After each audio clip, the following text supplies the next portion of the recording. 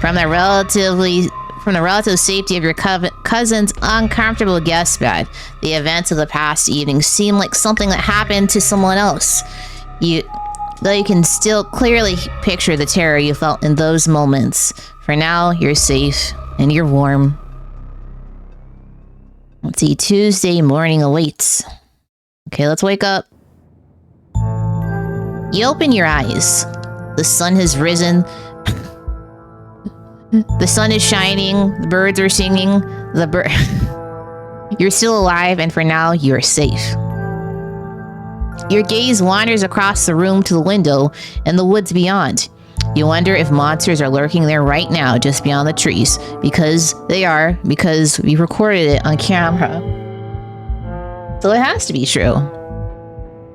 Ready to pounce as soon as you leave the crumbling estate. If they're smart, they won't do it in broad daylight.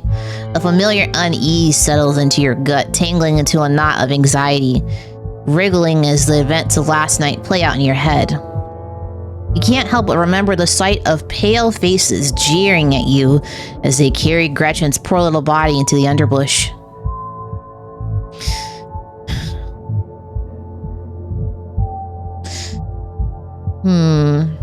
Maybe I shouldn't have shown the flashlight, because Duke already had the shotgun.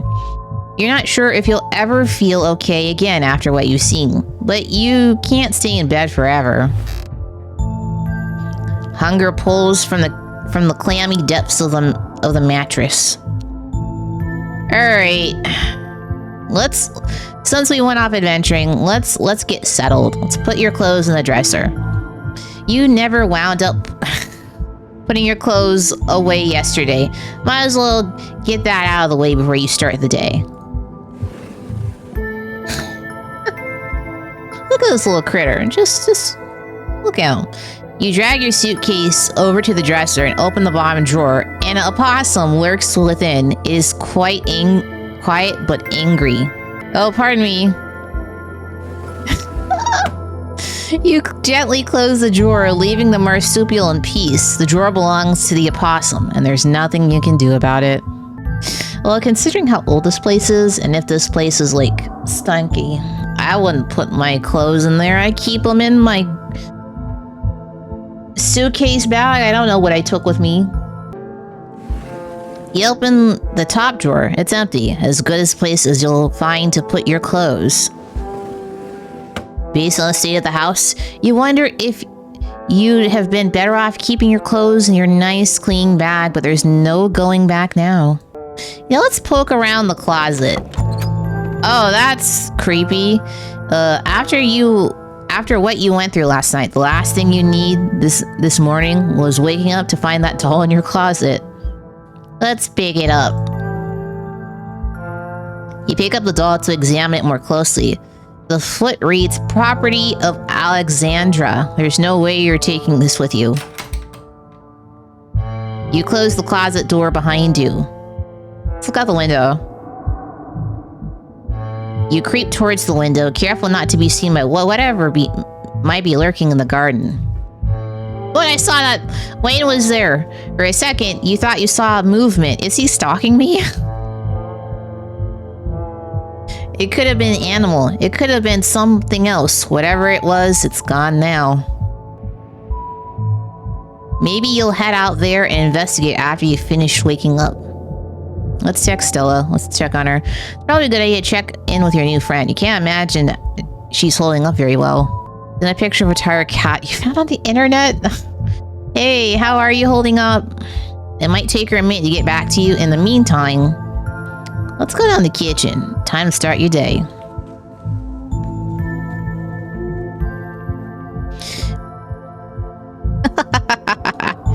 You're back in the kitchen. Frou-Frou eyes you from her favorite spot on the counter.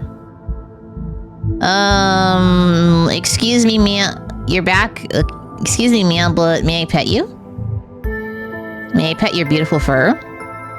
Part of you hopes that flattery might win her over. As silly as that may seem, you are, after all, talking to a cat. Maybe I could have been on better terms with her if I knew how to talk to animals. Frou-Frou merely flicks her tail faster. It doesn't look promising. Okay. You sure took your time getting up. It's like 8 a.m. I had a really rough night. Can you cut me some slack? I mean, she doesn't know what we went through. Okay, what's the plan for the day? Let's just get straight to the point. The plan is that I go to work and do my job, and you stay out of trouble. I'm late enough as it is, so listen up. I wanted to make sure I relay this message in person in case you decide to ignore my texts again. I don't want any repeats from last night. From now on, no running around in the woods after dark. It's dangerous out there. You could fall off a cliff, you could get stuck in a hidden cave somewhere, you could get lost in the woods and never be found. Just because nothing happened here doesn't mean it's safe. And just because Stella spends a lot of time in the woods, it doesn't mean she'll keep you out of trouble. I want you home by sunset from here on out. What's up with you and Stella? Can I hang out with you today? I don't want to be by myself. You know what? I would love to hang out with Tabitha. What's up with you and Stella? You just have a history, that's all. I don't need to explain myself to you. Can I hang out with you today? I don't want to be by myself, please. At the mines? No. Let's see. I'm sorry about last night, but what you're doing is unacceptable. I mean... we're staying at her house, as gross as it seems. Yeah, don't worry about it. I don't need any convincing to stay put. Sure, whatever. I'm sorry. Let's just be polite. I'm sorry about last night. I had no idea what was going to happen, and I didn't think I'd worry you like that. Good. Oh boy. Good. Glad we're on the same page. I'm late enough as it is. I'm going to work. I expect to see you here at sunset. Tabitha takes a few steps towards the door. Sunset. Your cousin huffily exits the kitchen. Her footsteps fade down the hall, ending in characteristic creak, then slam on the front door as it opens and closes behind her. Once again, you're the only human in the estate. A text from Stella. You know, up most of the night on cryptid forums, but no good answers yet. Drinking coffee in the library now if you want to join. I have scones. I'm not really feeling up for it today. After last night, ghost her. I'm not really feeling up for it today. I'm curious as to what happens when I don't hang out with her today. And that's that. Time to start your day. Let's see. I haven't been out to the garden. Let's go in there. As your eyes wander the garden door, you shudder, remembering the brief glimpse of something you saw from your upstairs window. Oh, look at this little statue. It was probably just a raccoon. With the uncertainty of what you saw gnaws at you and compels you to investigate, if only to prove that it was nothing. At the very least, you don't see anything now. Let's investigate further. That sounds way more fun. You wander farther into the garden, trying to pinpoint the spot where the thing had been lurking, if indeed there had been a thing to begin with. Let's see. Take it all in. The garden is peaceful, but undeniably eerie. Here, more than anywhere else, you're surrounded by the ghost of what this place used to be. A greenhouse sits in the midst of the overwhelming greenery, unreachable from years of neglect. Its glass clouded and cracked. Statues reach out from within seas of weeds as if begging to be rescued. And most strikingly, behind a pair of rusted metal gates at the very peak of the mountain sits a graveyard. You can just make out a few of the headstones, the scarlet name carved deep and proud into their faces. You notice what a good view someone would have of your window if they just stood where you're standing right now. Yeah, let's check out the ground. Let's check the ground for clues. What is this? Or what is this? You crouch down, pushing aside the greenery, and examine the soft earth. A boot print. A big boot print. And what looks like some kind of viscera. Well, your thoughts turn to the specter from the night before. You snap a quick photo, just in case of just in case it comes in handy later. Let's keep it to ourselves for now. No need to cause any worry just yet. You head back inside. I'm tired to figure out what to do with the rest of your day. Let's go exploring. The walk back to town is much less pleasant today than it was yesterday, when you didn't yet know that the woods were full of monsters and strange men who know your name. It seems like the only person in town who knew of our existence before we came here was Tabitha, so it must be somebody close to her. You stare anxiously into the darkness between the trees, searching for any signs of movement, but the woods are still, at least for now. The autumn-tinged mountains sprawl for miles in every direction. Now feels less like beautiful scenery and more like the walls of a cage. Your phone buzzes in your pocket. Look what I found at the library. She said she was up all night thinking about the video. Adding you to a group text? I'm only here because it's quiet in the store. Or was. Lol. I'm trying to figure out what animal that could be, but I don't buy into the harbinger of doom stuff. We know that what animals they are. They're ditchlings, and they are harbingers of Sounds like they're having fun. I thought I told you I'm out. She's persistent, isn't she? You might as well make your way to the library and get this over. I just have to go, huh? Almost back to town. You make it to town in one piece. No creatures jumped out at you. No scary men blocked your path. The sight of other people is comforting, helping you forget the things you've witnessed, as if they happened to someone else. Oh, hey, Violet. We were just talking about you. I stopped by Sybil's to pick up her new tea blend, and well, you're the biggest thing to come to town since the coal mine. Folks are absolutely buzzing about you. You went out with Scylla last night, right? Has something happened out there? She's barely even waved when we walked by, and Gretchen wasn't with her. They're never apart. If Scylla didn't say anything, then it's probably not my place to share. I mean, that's completely true. Geez, nosy much. I hardly know you. Yeah. Let's just be respectful. If Scylla didn't say anything, then it's probably not my place. Okay, I guess that's fair. I hope everything's okay. Tell you what, I'm on break for the next half hour. Why don't you swing by the diner if you want to decompress? Winnie can fix you some of Sybil's new blend. Maybe it'll calm you down a bit. I think you'll like today's mix. It's chaga and lemon balm.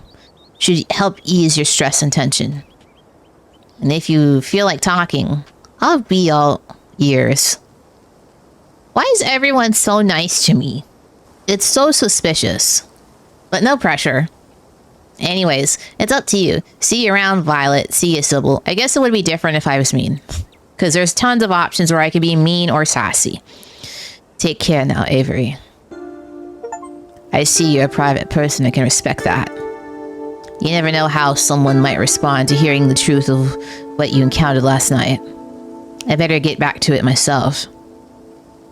I'm glad I was able to catch you this morning, if only to see how you're holding up. Please don't hesitate to stop by if I can be of any help. Alright. What are you not telling us? What aren't you telling us? Let's use my street smart mind. You're awfully relaxed given everything you told us last night. Don't mistake my calm demeanor for complacency. We all had to play our parts in this.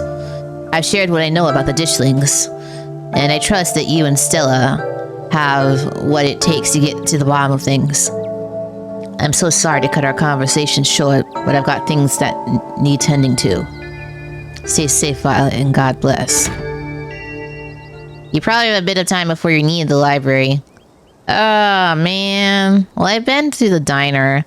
Let's swing... I haven't seen what the inside of the general store looks like. I could buy a snack. Ooh.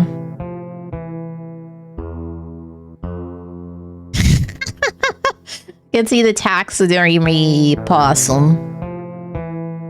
Well, what else we got here? Oh, look at the plushies. You can't see. Hold on.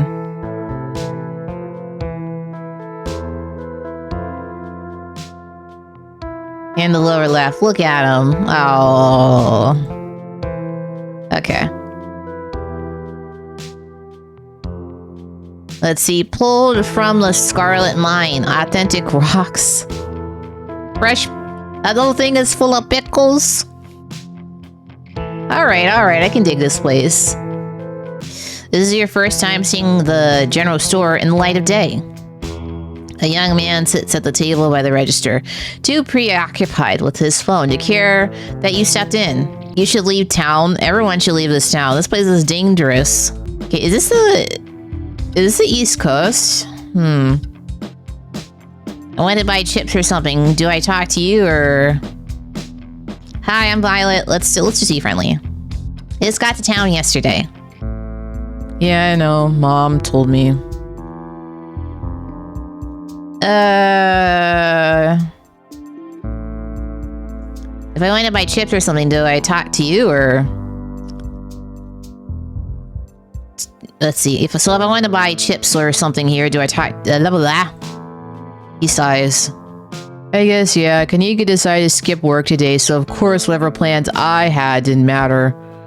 Let's take the chips, I don't care. Hell yeah, thanks. Thanks for looking out. Let's no. Just take the chips. I'm paying for my chips. Wouldn't that be stealing? Well, yeah, let's just pay for the... Yeah, wouldn't that be stealing? If Kanika cares about running this place right, she can hire someone else and let me live my life. She inherited the store, and I don't want to keep getting suckered into working here just because I'm her brother. We make most of our money on bulk orders anyway. A bag of chips doesn't make a difference. I'm gonna tell Kanika about this. I mean, do you work here, or are you just... kind of sort of watching the place, but not really. I'm paying for the chips. I insist. I'm not ringing you up. Take them or leave them. I'm good. No, I won't take them. I'm good, thanks. Have it your way. Okay. What's your name? Miles. What you do on your phone? Games. You probably have... You got games on your phone? You're done here? See you, Miles. Miles doesn't respond as he turns and leaves the general store. Okay, let's... can I just take my sweet dang time? Now I can also go to the diner. You head towards the diner. See, the diner is a little quiet today, but the air is still heavy with the tantalizing smell of breakfast. Let's see, warn the patrons of the danger? Oh, I've been avoiding talking to other people who are not involved in this about it. Let's talk to Avery. You slide into the booth across from Avery. Hey there, stranger. Before you can exchange words, Winnie slides up a fresh mug of tea in hand. Heard you might need this. The answer to 29 is oink, by the way. What the clue is pen sound. How is that a sound a pen makes? Wait, like a pen, like a pig pen? Are you kidding me? How was I supposed to guess that? I don't know. I don't know why you even bother with those things. They're just gonna frustrate you. It's just something to do to fill the time, but maybe I should switch to Sudoku. Winnie leaves Avery contemplating daily newspaper puzzles, returning to her seat behind the counter. So, thanks for telling me about last night. If you want to really get into the grisly details, you can tell me. I won't judge. Let's try our tea. Hesitantly take a sip of your tea. It tastes like you're drinking mold that someone tried to unsuccessfully spruce up with lemon balm. So what is it, kombucha? Let's see. It tastes healthy. Let's take another sip. You take another sip. The flavor is strong and slightly unpleasant, but something that tastes this bad must be good for you. Wow, not a lot of folks take to chaga so quickly. It's a fungus that grows on birch trees around here. Supposedly super healthy. It makes for a quick, challenging drink. Color me impressed. What if you don't believe me about last night? I can tell you about last night, but what if you don't believe me? I'm not here to judge, I'm here to listen.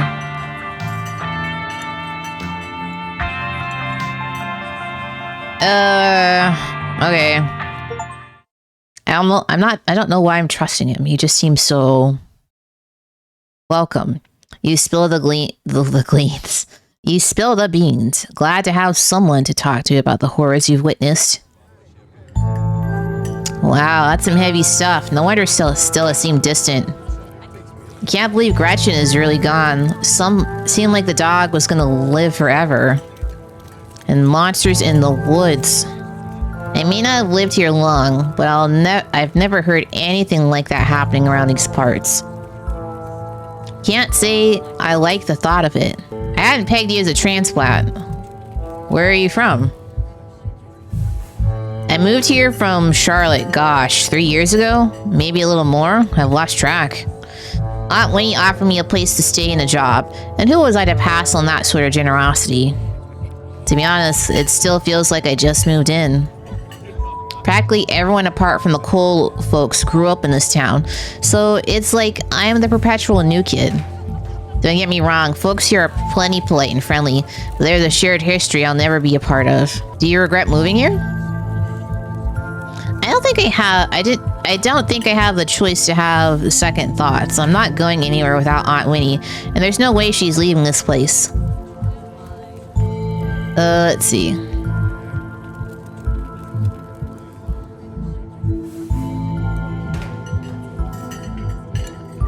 Maybe you're more at home here than you think. Stella really talked up your party yesterday. I don't think she'd have done that if she didn't think you were really part of the town. It could be that you're getting into your head about fitting in. Hey, you know, thanks. I hadn't actually thought about it like that. I feel like I'm prying too much. I mean, he just told me why he left Charlotte. Why do you leave Charlotte, if you don't mind me asking? That's cool. I have some issues with my folks about education, which, wasn't great, especially since I was still stuck under their roof. When my aunt heard about it, she offered me a job and a place to stay, and the rest is history. Fair enough. Let's see, you should get out of here before things get worse. And take me with you? I seem to be too quick to attach myself to people. Let's see. Let me know if you happen across any leads around the case, but I hardly know where to start. Let me know if you hear anything. Definitely. Ah, man, it looks like my shift is starting. Hopefully, the Chagas had a chance to start working its magic. What is Chaga? I have to know now. Chaga. Let's see. Good for boosting your immune system, fighting cancer, and lowering your cholesterol. It's one of those herbal mushrooms. Chagachino. Alright. The diner is where everyone comes to gossip, so I hear a lot about what's going on around here. I'll let you know if anyone mentions those monsters, or anything else strange or unusual. Avery slips out of the booth, giving a friendly half-wave before disappearing into the back. You leave the diner, ready to continue your day. As I slacked off and didn't meet up with Stella, but now I absolutely have to. What is this? Is this a library cat or is this a figurine? Let's see, you enter the former town hall. What once must have been a stately foyer has been converted into rows of shelves. Meeting rooms and offices long ago gave way to assorted reference collections and reading areas. Oh, hey, you made it! Yeah, let's settle in. Get over to Stella and Kanika's table and settle in. You made it. Glad you can join us. Morning, Violet. You look tired. Oh, she likes anime. You can tell because right here. Let's see. Snitch on Miles. I'm not going to do that. Ha. Yeah, the estate isn't the easiest place to get a good night. To get a good 8 hours. Okay. It was hard to fall asleep last night. I'll sleep when I'm dead. I'm pretty amped up. I've never done a Scooby-Doo before. Let's be positive. I'm still amped up on adrenaline. Actually, I've never done a Scooby-Doo before. Some creepy old guy with a real estate scheme and a bad costume is at least a little more believable than those monsters and curses. That's honestly a relief at this point. Anyways, I guess we should get started. Before you dig in, you remember the boot print you found in the garden? Yeah. Keep it to yourself, it's probably nothing. Yeah, let's share it. Hey, before we dig in, I found something in the garden this morning. You hold up your photo and showed Kanika and Stella the photo you took in the garden. These prints were in the bushes with a clear line of sight to my window. Dang, that's creepy. Are you okay? Ghost tracks, San Antonio, Texas. Is this a real thing? Let's see. Something like that. San Antonio's ghost tracks. The haunted train track. Ah. What in the world is that liquid around? It looks like pus.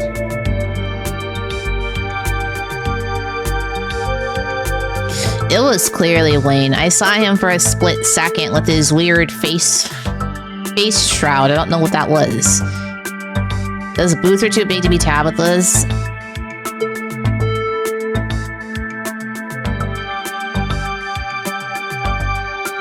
That creep who keeps coming around my mom's tea room? He snuck up on us last night and caught out Violet by name, and those boots match up with the mining getup. Whoa, apparently I missed a lot last night, huh? I wonder if there's any connection between that guy and what happened in the woods last night. Like what? I mean, I don't have anything specific, but we do have that whole prophecy of impending doom angle to explore, and this photo is weird. I can't stop thinking about those splatters on the ground. If he's sick, maybe it's from the creatures you encountered. Hey there, strangers. And literal stranger. Oh, hello. Hi, I'm Violet, Tabitha's cousin. I'm in town for the funeral. I wish we wouldn't mention the funeral every time we meet someone new. Oh, I should have known you were a Scarlet. You look so much like Vivian. Not that I knew her well. I was still a little kid when she left. But that Scarlet resemblance, it's strong. I'm Oscar Gutierrez. Blah, blah, blah, blah. Chief librarian and only librarian.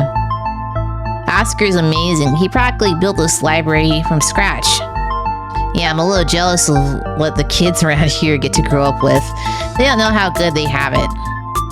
Back when I was in elementary school, all the library had was a couple of shelves of boring books donated by old people. Y'all are too kind, but speaking of kids, have either of you seen Rosalina around town? I don't want to be a helicopter dad, but hasn't been answering my texts, and I wanted to make sure that she isn't getting into trouble out there. You know the crowd she hangs out with. They're good kids at heart. I'm sure they're just up at the old Maxwell place doing teen stuff. Which would be what?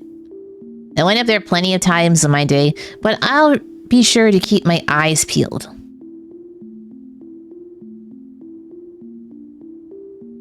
Let's see, what's the old Maxwell place? It's this great old abandoned spot. We used to hang out there when we were teens. I can't believe I used to be so reckless. The floors there were like Swiss cheese. I should really have a talk with Rosalina when she gets home. Okay, kids are smarter than you think. She can take care of herself.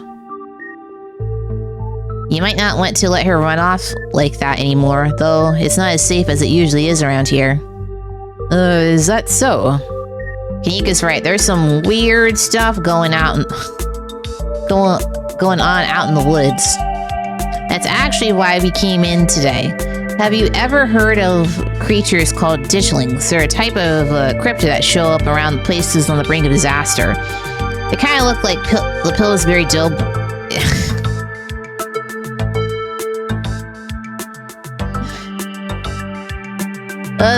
They kind of look like the Pillsbury Doughboy. If the Pillsbury Doughboy was a creepypasta. Kanika's mom told us about them last night after seeing some footage we got in the woods. Ditchlings doesn't ring a bell. Dang, worth a shot. Okay. Little ditchling drawing.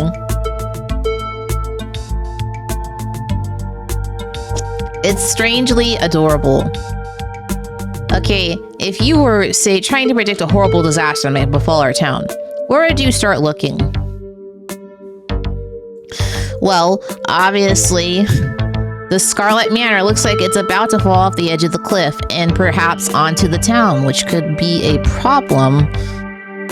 Well, they say history repeats itself, so I'd probably try and figure out what sort of disaster this region typically falls prey to. Should I be worried about something? I don't know yet. I'll be right back. I'm gonna nab some more books. These look like sponges. I'm pretty sure Stella's barking up the wrong tree, Oscar. I don't think you have to worry about any horrible calamity befalling the town. But she's right about the weird stuff. There's definitely something unusual going on out in those woods. Let's see. Of course the woods aren't safe. We should, I don't know. I would say bear traps, so that might be a bit extreme. It's something we can't get to the bottom of. Whatever is out there in the woods has been brutalizing the local wildlife.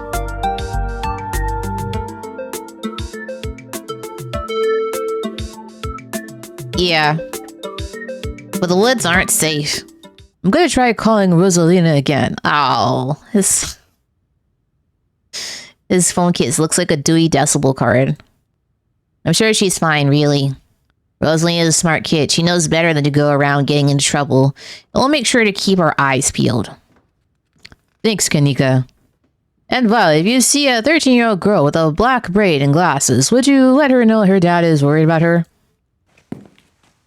Oxer boxer. Oscar anxiously wanders off, phone in hand. Got him. Just grabbed a whole mess of local history books. Stella sets a massive pile of books on the table and pulls up a chair. All right. This is going to be so much faster with the two of you here to help out. Got our snacks, got our source documents. Let's get this research party started. Ah, this little bat. Reading awaits. Okay, let's see. Reading is for suckers. Let Kanika and Stella do the work for you. No. Let's see. The Veins of Scarlet. A history of the Scarlet Hollow coal mines. Silas Scarlet. Let's look up some folk monsters. A few entries catch your eye. Let's see. A Wampus cat.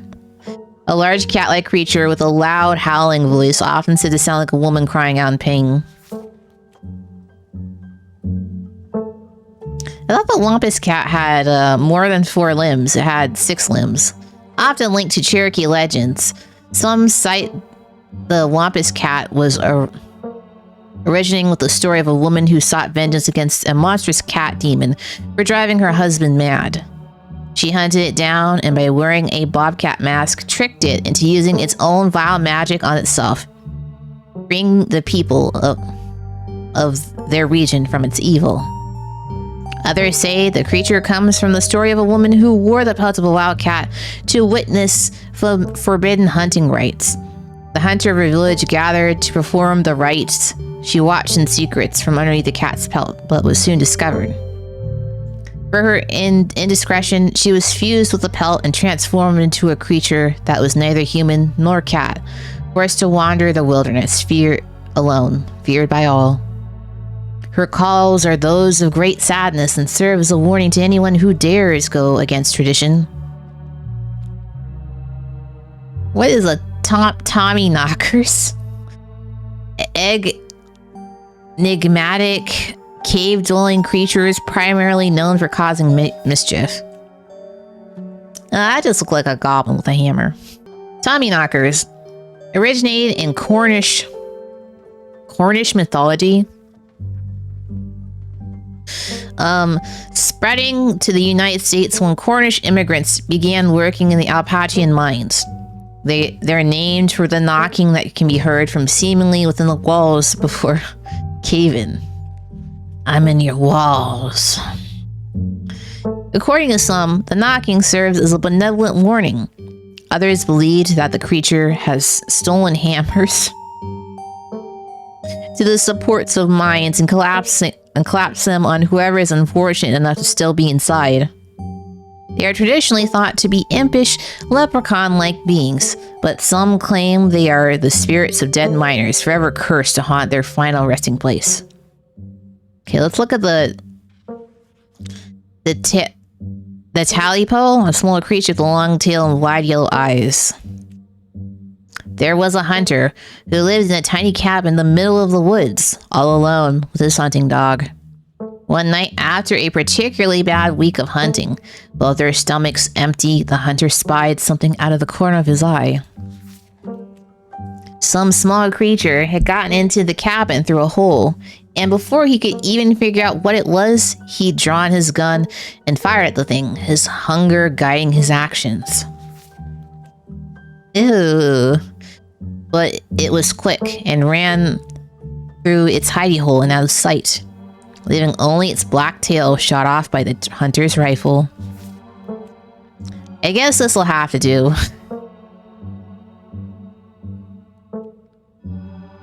He said to his dog and threw the tail into a pot to cook a soup. He and his dog ate well that night, the tail filling them both up. The hunter crawled into bed, satisfied, and his dog curled up at his feet. He woke up to the sound of long nails scrabbling across wood. His dog was nowhere in sight, only a rumpled spot on the covers where he'd been. And in the gloom, he saw two big yellow eyes staring right at him. I want my talipo.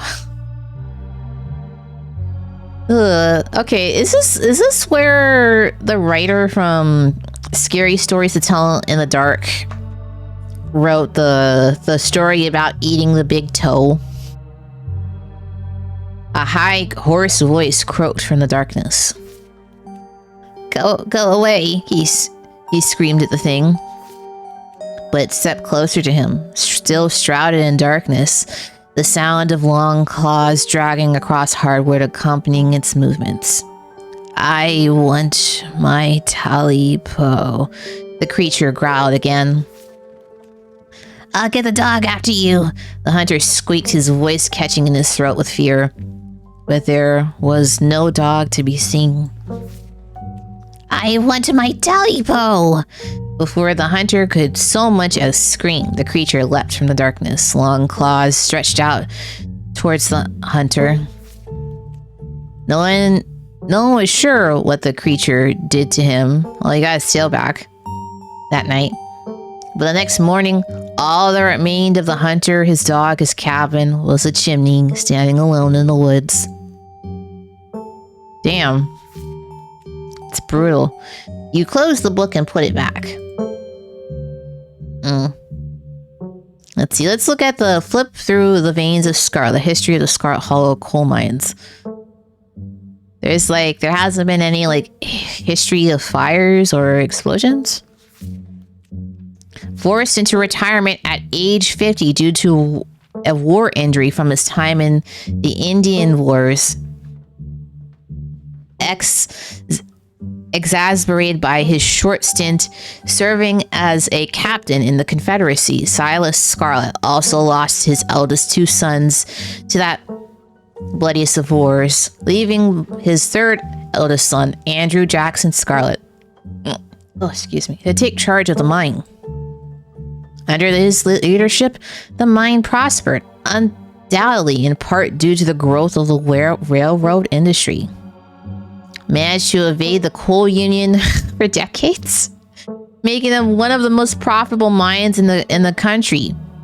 Andrew Scarlet built the surrounding town into what it is today, with expensive stone buildings, a bustling main street, and overseeing it all the elegant Scarlet Estate that was, until 1895, the largest and finest feat of architecture in the region. Culminating in the tragic collapse of 1918, it was found that Charles Shaw, the co-manager of the mine, had loosened security measures to increase production during World War I, resulting in a fatal collapse and the deaths of over 160 men and boys, some as young as 10. The casualties included Andrew Scarlet's son, Theodore, his brother, Enoch V. Scarlet, who had taken over for their aging father during the bustle of the war, managed to pull up the mine from the brink of ruin, thereby saving the town. So this is how your family made its fortune. Alright, let's learn about Silas Scarlet, the soldier, woodsman, and leader. Silas Scarlet was born to Colonel Everett J. Scarlet in 1818, one of 12 siblings. Ugh. Well, he was one in a dozen. He grew up in eastern North Carolina during a tumultuous time in the state's history, but not much is known about his life before he joined the Army in 1836. He quickly rose through the ranks, in part due to his father's connections, but also due to a particular ruthlessness, for which he received the nickname Bloody Silas Scarlet. The federal government granted the now Captain Silas a tract of bounty land in exchange for his service in the Indian War, and he settled into the hills of North Carolina in 1841. That land would become Scarlet Hollow. But it started it started as a simple log cabin built by Silas's own two hands, occupied by his family of 10. Silas, his wife Mary Joseph Scarlet, and their 8 children. Lodging business brought many workers and fellow landowners to the hills, but it wasn't until Silas discovered rich seams of coal running underneath the entire region that Scarlet Hollow was really put on the map. Let's see. He saved what he could and bought the surrounding hillside at a great discount, cleverly hiding what he knew about the land's true value. Thus, he had all the resources to found Scarlet Hollow's now famous coal mine. You finished with this one. Alright, I think I'm done. Let's check in.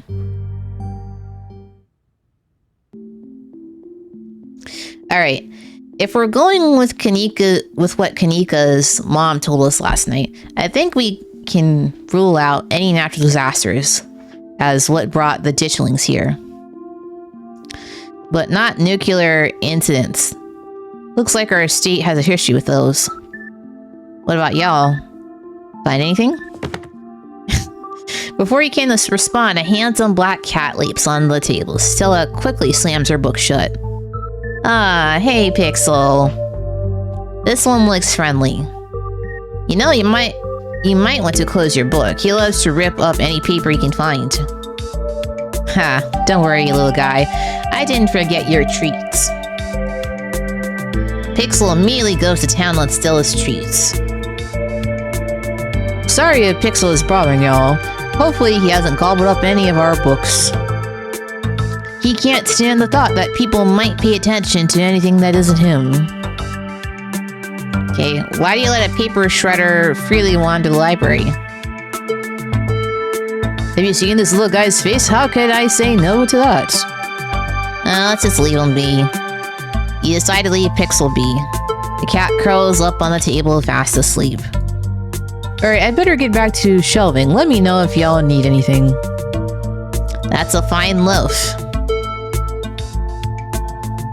Any luck with Rosalina? Let's see. Scylla, what's that you're saying about nuclear incidents? Let's see, what do you... Let's see.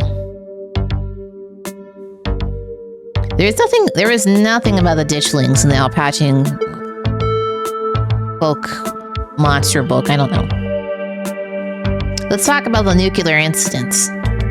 Scylla, what was that you were saying about nuclear incidents? You're actually talking about that Goldsboro thing, right?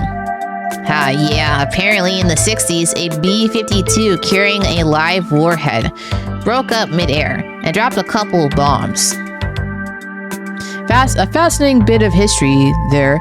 The first of the two bombs landed right after its parachute got caught in a tree. Thankfully, it didn't go off. At the time, the government claimed that the bomb was unarmed, but it later came out that the only thing preventing the detonation was a single electric switch had failed to trigger on the descent. And 60 years later, the second bomb still hasn't been recovered. Right. Its conventional explosive disintegrated midair, but most of the nuclear material was made unrecoverable by flooding. If I remember correctly, they just buried it and sealed it up. So the nuke made the ditchlings. But that would imply the ditchlings used to be something else. If where they were mutated. Let's see, if the bomb is somewhere else, why would there be so many ditchlings here? I mean, it's fair enough. Yeah, Goldsboro is almost 400 miles from here. Not that we should be looking too hard at the disaster angle. Whatever those creatures are, they're biological. Like, you never know with radiation. We actually know quite a bit. It just melts you. It doesn't make monsters. Okay. And a 60-year-old bomb isn't going to explode on its own hundreds of miles away and kill us here. You never know. There could always be a whole underground society of bomb-worshipping mutants just wanting to blow it up. I've missed this. Let's talk about the veins of Scarlet. So about the coal mines here. Kanika visibly shudders. I get cold sweats just thinking about being a place like that. I feel for the guys who work up there. I could never. Speak for yourself. I love a good... I love a good crevasse. What do you mean? Let's see, maybe the ditchlings are here to foretold. Then why are they hanging out in the forest? Let's see. What happened after the mine collapse? The book just kind of glosses over that. There was a union for a little bit, but that didn't last. There's not a whole lot written about the past century here. Yeah, the Scarlet Hollow mine isn't exactly the most ethically run business. No offense or anything, but I'm sure Tabby runs the mines better than Charles Shaw did. Still hasn't let the union in, though. There's a reason she and I don't talk. Oh, it's ununionized? Are you serious? Tabitha! Let's see, a union, let's see. From poor working conditions. Color me shocked. Yeah, it's pretty awful. That's what the sculpture out front is for. Commemorating all the men and children who died that day. Every kid in Scarlet Hollow learns about the collapse of 1918. Our teachers love to emphasize how many children they had working down there, probably to try and show us how good we have it or whatever. Low bar if you ask me. You know, that could be what the ditchlings are warning us about, another collapse. Writing it down on the list of potential disasters. Yeesh, Stella, that's morbid. And besides, it was all Charles Shaw's fault. The labor market is way more strict now. There's no way he could get away with that kind of the kind of safety cutbacks he pulled. Y'all don't actually think the mine is about to collapse, right? No, I don't think so. Ooh, you had me worried for a second. I hate to give Tabitha any credit, but the mine is safer now than it was back then. Still, what a horrible thought. You never know. Okay, what if the ditchlings are coming from the mines? Who probably are not. I don't really want to talk about Wayne. Let's see, you guys... Charles Shaw. Yeah. What's up with that? That's what happens when somebody directly causes a monumental disaster, especially in a small town like this. People tend to spit when they hear your name. He got run out of town on a rail, you know?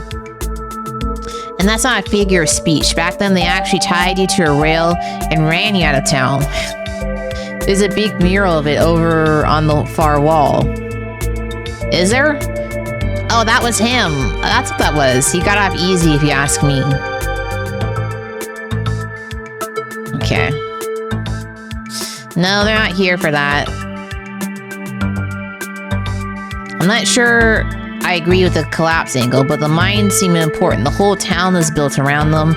Let's see, the mines seem too obvious. Let's try a different one.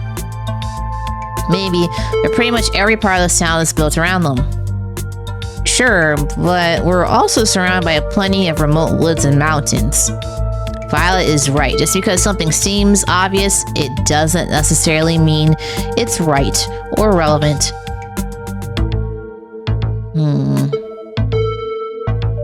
Let's talk about the Alpatchian folk monsters.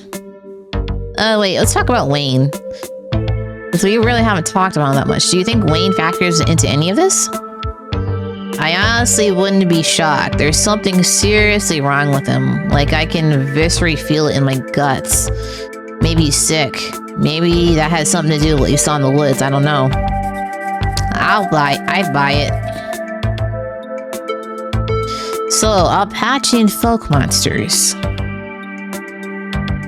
Let's see. Do you think Wayne is a Tommy Knocker? Let's see. A lot of his cats kind of sound like they could be mountain lions. Let's see. Voice like a woman crying out somewhere between voice like a woman crying out somewhere between person size and cat size. Definitely, they are 100% mountain lions. Kanika, you know there are no mountain lions up here. I thought you were supposed to be a skeptic. But the myths are old, right? Mountain lions didn't go extinct in the Alpatchians that long ago. Those legends just haven't died off yet. Almost every cryptid can be tracked down to either a hoax or something getting confused about a perfectly normal animal, sometimes both. Bigfoot, for instance. Started as a prank. Then folks saw bears walking around on their hind legs, got freaked out. Now here we are. There's someone I know who would probably disagree with that. You'll eat those words when I get the first clear footage of Bigfoot. Okay, I thought Bigfoot was a West Coast monster, right? Let me see. I could be wrong. Let's see, if you manage that, I'll print out a piece of paper that says Bigfoot isn't real. And literally eat it, I promise. I'm holding you to it.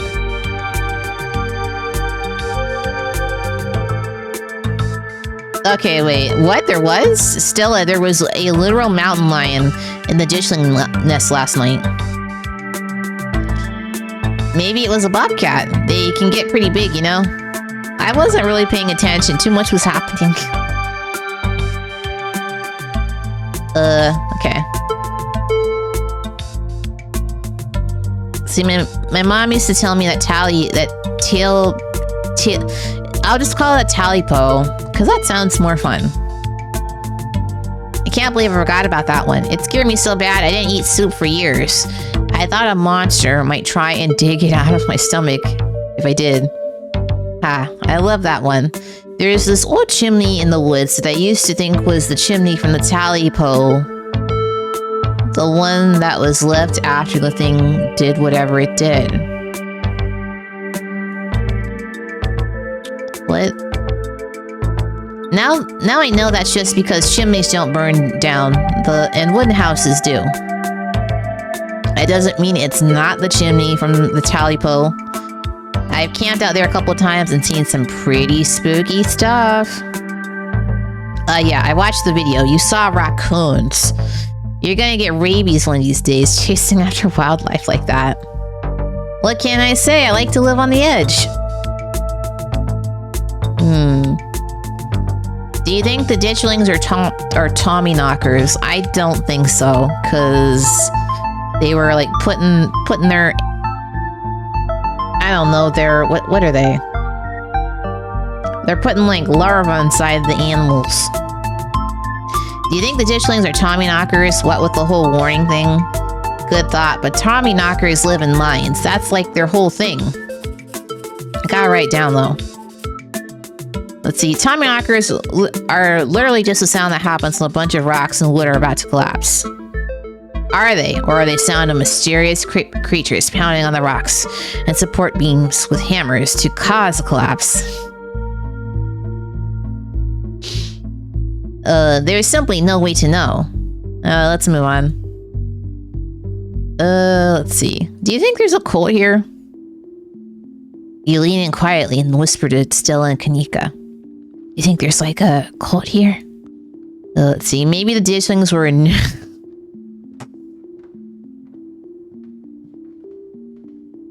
Maybe the ditchlings were actually nudists doing some sort of weird rituals. Maybe the ditchlings were like summoned.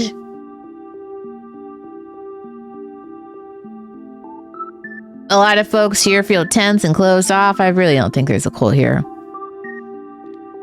Is it part of a ritual or something like that? I assumed the spiral we found was some sort of nest made by the ditchlings, but yeah, maybe we had caused an effect backwards.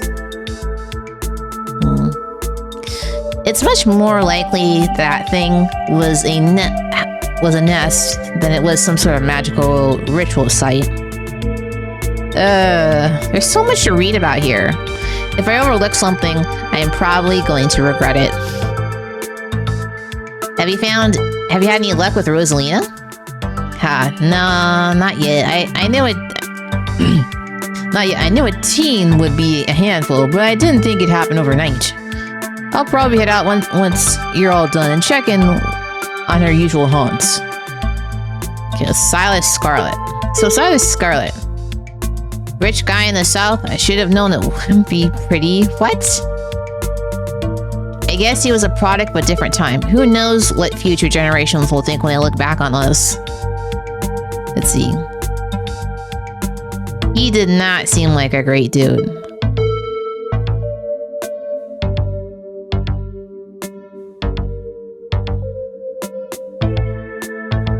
Yeesh, I figured old money from the south wouldn't be great, but he sure did some things to get where he was, huh? That book is a perfect example of why you shouldn't use multiple sources for your research instead of trusting the first thing you read on the subject. Yep, dude was a monster. The mines made a lot of money during the Civil War too, and you could probably guess which side a North Carolina business owner would be working for. Sorry you're related to him. Let's see, I get it. It must be one of those burial ground situations, like in Poltergeist. It's... It looks like a lot of the businesses in town are not doing well. Like this place is like one step away from becoming a ghost town.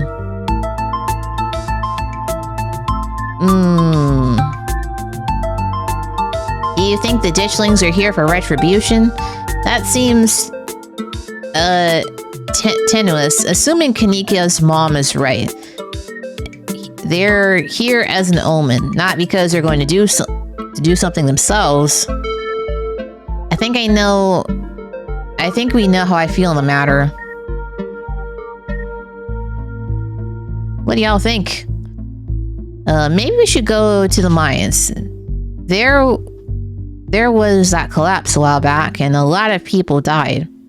Maybe the ditchlings are here to warn us about something like that happening again. Okay, good. And hopefully we can find out what happened to Wayne while we're at it. Maybe Tabitha can help us out? Do we have to? Yeah, let's talk to Tabitha. She probably won't like us getting in trouble. Maybe Tabitha, but it wouldn't hurt to ask. Maybe Tabitha... maybe Tabitha can help us out. Ha, no, I don't think she'd be super jazzed to see any of us snooping around the mines. I can't imagine that she'd do it if we actually bother her while she's trying to run the place. She does get a little grumpy when she's at work. She gets grumpier at work. I'm pretty sure snark is that girl's baseline level of existence. Chatting over dinner might be a better way to get to know her. If you're okay with eating boxed mac and cheese, we can sneak around the mines, no problem. I'll make sure to keep my eyes peeled for her. She won't even know we're there.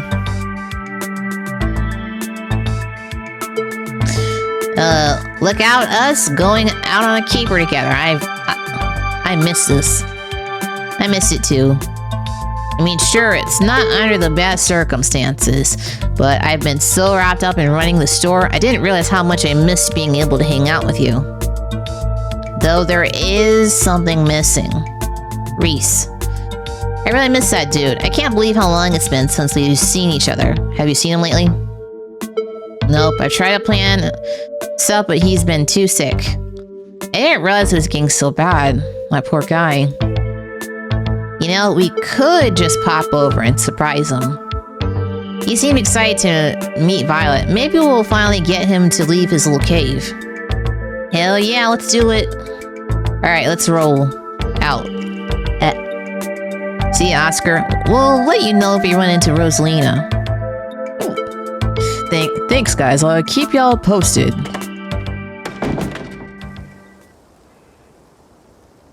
Okay, Reese's home stands at the edge of the forest wall, an isolated buffer cushioning the rest of the town from an unyielding wilderness. Reese, it's Stella. I brought some buddies too. Shh, not so loud. He's sleeping. Can I help you with something? A woman in the doorway stares directly into your eyes. You can practically feel her simmering irritation washing over you. Hi, Dr. Kelly. We are wondering if it would be okay if Reese could come hang out. Nothing strenuous, we promise. I'm not going to wake him up. If he's sleeping, he probably needs it. Whatever you two have planned is probably beyond what he can imagine right now anyways. Oh no, poor Reese. It's just been so long since either of us have gotten the chance to hang out with him. I'm sure he and Violet would get along super well. We're going for a light walk, and I've heard such great things about your son. Let's be street smart. Stella's right. We're just going for a light walk, and I've heard such great things about your son. I'm only in town for a few more days, and it'd be a shame if I didn't get the chance to meet him. Dr. Kelly looks you up and down and sighs. Oh, all right, you win. He's usually feeling his best around mid-afternoon, but why don't you come over tomorrow? We can have some supper and y'all can hang out for a bit. I don't promise he'll be perky, but I'm sure it'll brighten his spirits to see you two again. I'm sure he'll be happy to meet you too, Violet. That'd be great. I can bring a side dish, maybe deviled eggs. Does he still eat those? No, eggs Eggs are too much. Hard-boiled eggs are too much. Eggs are a little much for him to handle. They don't settle well. You can leave the cooking to me. I know what he can handle. Okay, I'll bring soda. That's not... Okay, yes, fine. You can bring soda. Nothing with caffeine. Ginger ale, preferably. Oh, and leave the dog at home. Okay, no dogs. But thanks so much, Dr. Kelly. We'll stop bothering you now. See you later. Dr. Kelly nods in acknowledgement and quickly shuts the door. The sound of several locks clicking into place can be heard from within.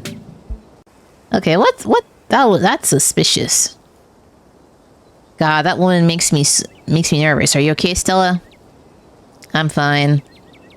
I remember she used to be so nice and carefree when we were kids.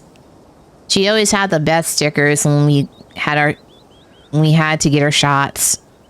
Maybe she's just stressed about Reese. Or maybe she's just nice to kids. Either way, I guess it's just the three of us. You gonna drive? Yeah, I'm sorry. I don't like the thought of going up there without the van. Cool. I'll take my shortcut then. It shouldn't take long for me to get there. You should tag along, Violet. And don't worry. I won't be offended if you'd rather ride with Kanika. I'm sure you're probably sick of the woods. Either way works for me. Okay, what's up with you and cars? Okay, the mines have got to be a ways off. Don't worry about it, Violet. There's a lot of junk in the back of my van. It gets a little tight with more than 2 people. You know, let's take a ride with Kanika. I haven't hung out with her, just the 2 of us. I ride with Kanika. See you at the mines. Kanika is a careful driver, but her old van still bumps around on the mountain roads. Oh, I think this is a magical girl wand. Thank you for indulging us on this little diversion. Reese's mom is scary. I don't think either Stella or I have seen the guy outside his house for years. Is that so? You don't find that to be suspicious at all? I've seen him in person maybe 5 or 6 times in as many years. And that was always in his house. And his mom was right there the whole time. No one knows what he's sick with. And that sort of isolation can't be good for his health, no matter what his mom says. Stella's parents died in a car crash, didn't they? How do you figure that one out? I mean, for starters, she tried to refuse a ride back to town after we meet out of the woods. It wasn't the sort of thing you don't notice. She told me her parents died last night. It was pretty easy to put the rest together. What with how uncomfortable asking her about cars made her. And how quick you were to jump in and change the subject. Damn, that's pretty impressive. Not a lot gets past you, huh? She was in the car too. Just some cuts and bruises, but she doesn't like cars and tries her best to stay away from them. I don't think she's ever going to actually leave this town.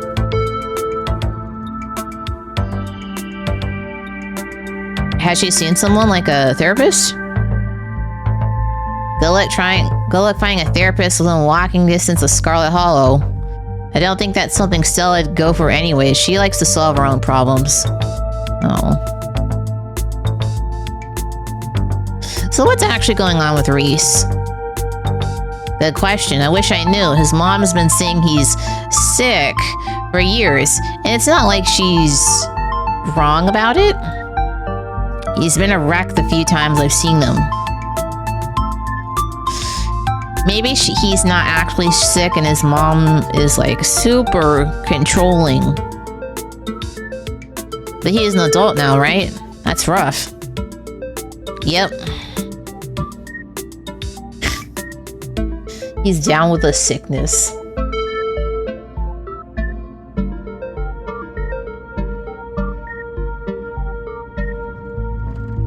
Let's see. Why do you still live here? This town's a dead end. Can you please drive me out of the town, like, right now? Do you have any other theories about what we talked in the library? Yeah, so I'd like to hear about that. Aside from what we talked about, I don't know. I don't think there's enough information yet to support any strong conclusions. Though I've been wondering if you two saw was maybe some sort of mutated animal, like a strain of hairless monkeys or raccoons or something. I doubt that monkeys live in a forest out on the East Coast. Do you know about Morgan Island? It's off the coast of South Carolina, and there's a whole population of rhesus monkeys infected with herpes. Like 4,000.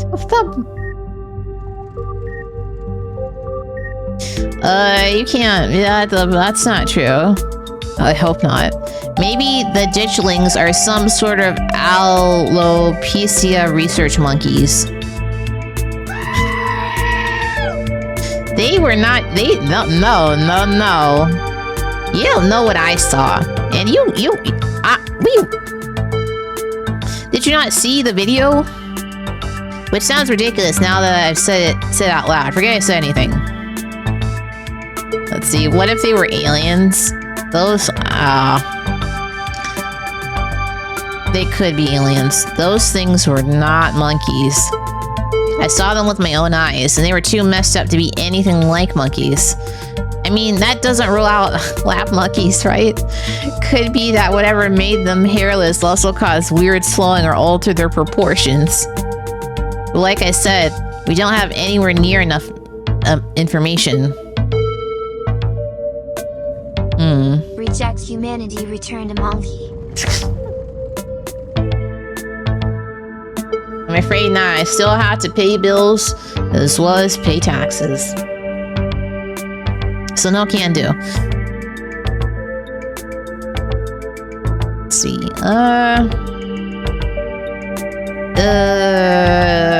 Well, she can't live anywhere else. She has her mom and her brother to look after. Let's see. Have you ever thought about living somewhere else? Yeah, this wasn't the plan. And it still isn't.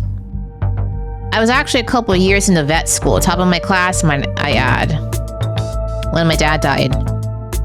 My mom wasn't up for running the store, and my brother, well, you'll meet Miles if you haven't already. I only wanted to take a semester off to help them get back on their feet, but it's been a year and change now. It's not just about my family, too. The general store, that's the general store. If it winds up going under, it's hard to imagine the whole town collapsing with it. Maybe I'll get to go back next semester.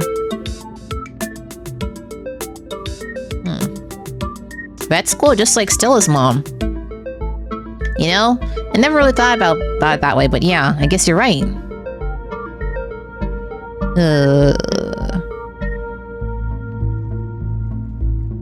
So are there no corporate businesses in the town of Scarlet Hollow? I'd say welcome to that. But I don't actually know if my dad is dead. Oh, that's right.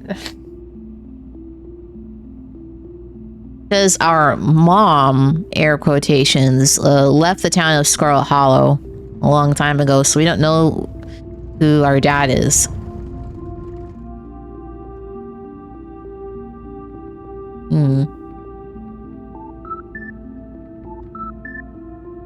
You'd be a great vet.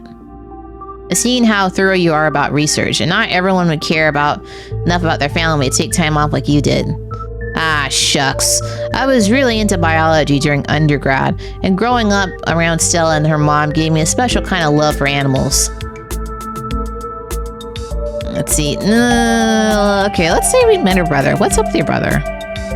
I swung by the general store this morning and met Miles. What's his deal? He didn't do anything weird, did he?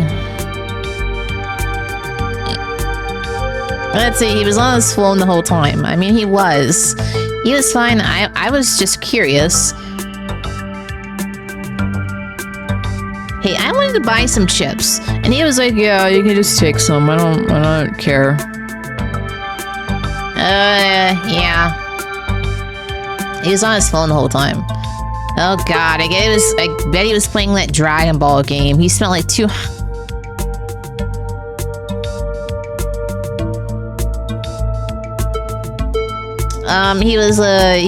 playing a Dragon Ball Gacha game.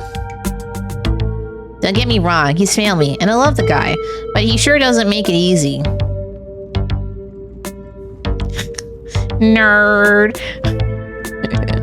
You and Kanika sit in uncomfortable silence for the last few minutes of the ride. You and Kanika arrive at the mines before Stella. Stella's probably going to be another couple of minutes. You okay, girl? Hey, y'all. How was the ride? Did you run here?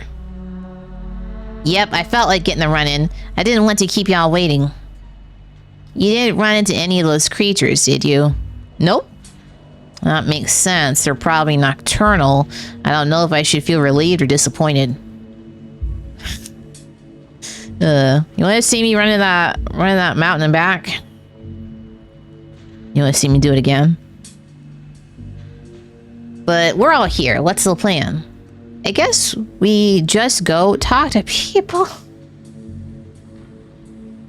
That's not a strange thing to do at all. I guess so. I should probably be on lookout duty. I'm a bit of a persona non grata in the mines. Tabitha? Yeah, I might have tried to sneaking in to talk to her a time or two too many. We're probably less likely to get caught if only one of us is snooping around down there. Okay. I call dibs. I love to do a good sneak. I've got this. I'm not interested in sneaking around. I'm going to find my cousin.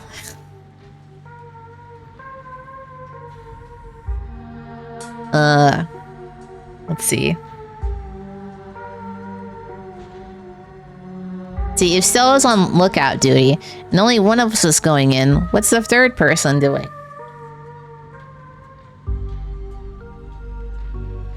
You know those cheesy rom-coms where someone wears an earpiece on their first date? Whoa, do you have some kind of surveillance rig in the back of your van that I didn't know about? What, no? I have a pair of earbuds with a really good mic. We can just do a group call. You know what? That's pretty smart. Let's see. I call dibs. I love to do a good sneak. Okay. I take it yeah, I'll do it. You're gonna do great. Here's one of those earbuds I mentioned earlier. Kanika hands you a pair of earbuds. We can feed you questions if you get stuck, and Stella can give you a heads up if Tabitha's headed your way. Dang, I've missed doing this sort of thing. You're so thorough.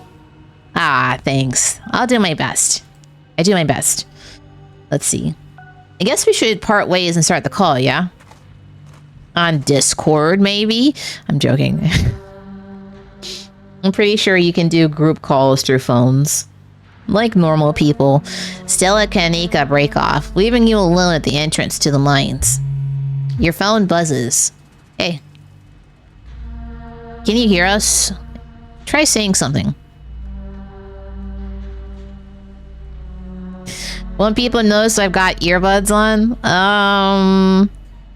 let's just assume my hair covers my ears. Yeah, people these days have all kinds of things in their ears. It's called multitasking. You'll be fine. Nothing to do but enter the worksite. You pass through the unlocked fence and enter the property of the Scarlet Hollow mine. I think we should steal one of these jackets. I'm in. Alright, Morpheus, good to know. Famous last words, maybe? Let's see. Approach the nearby group of miners.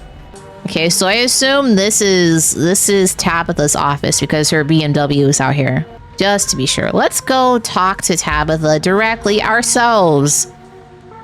She totally won't be upset. You make your way to the trailer in the middle of the camp. You know what? Let's keep them on the line.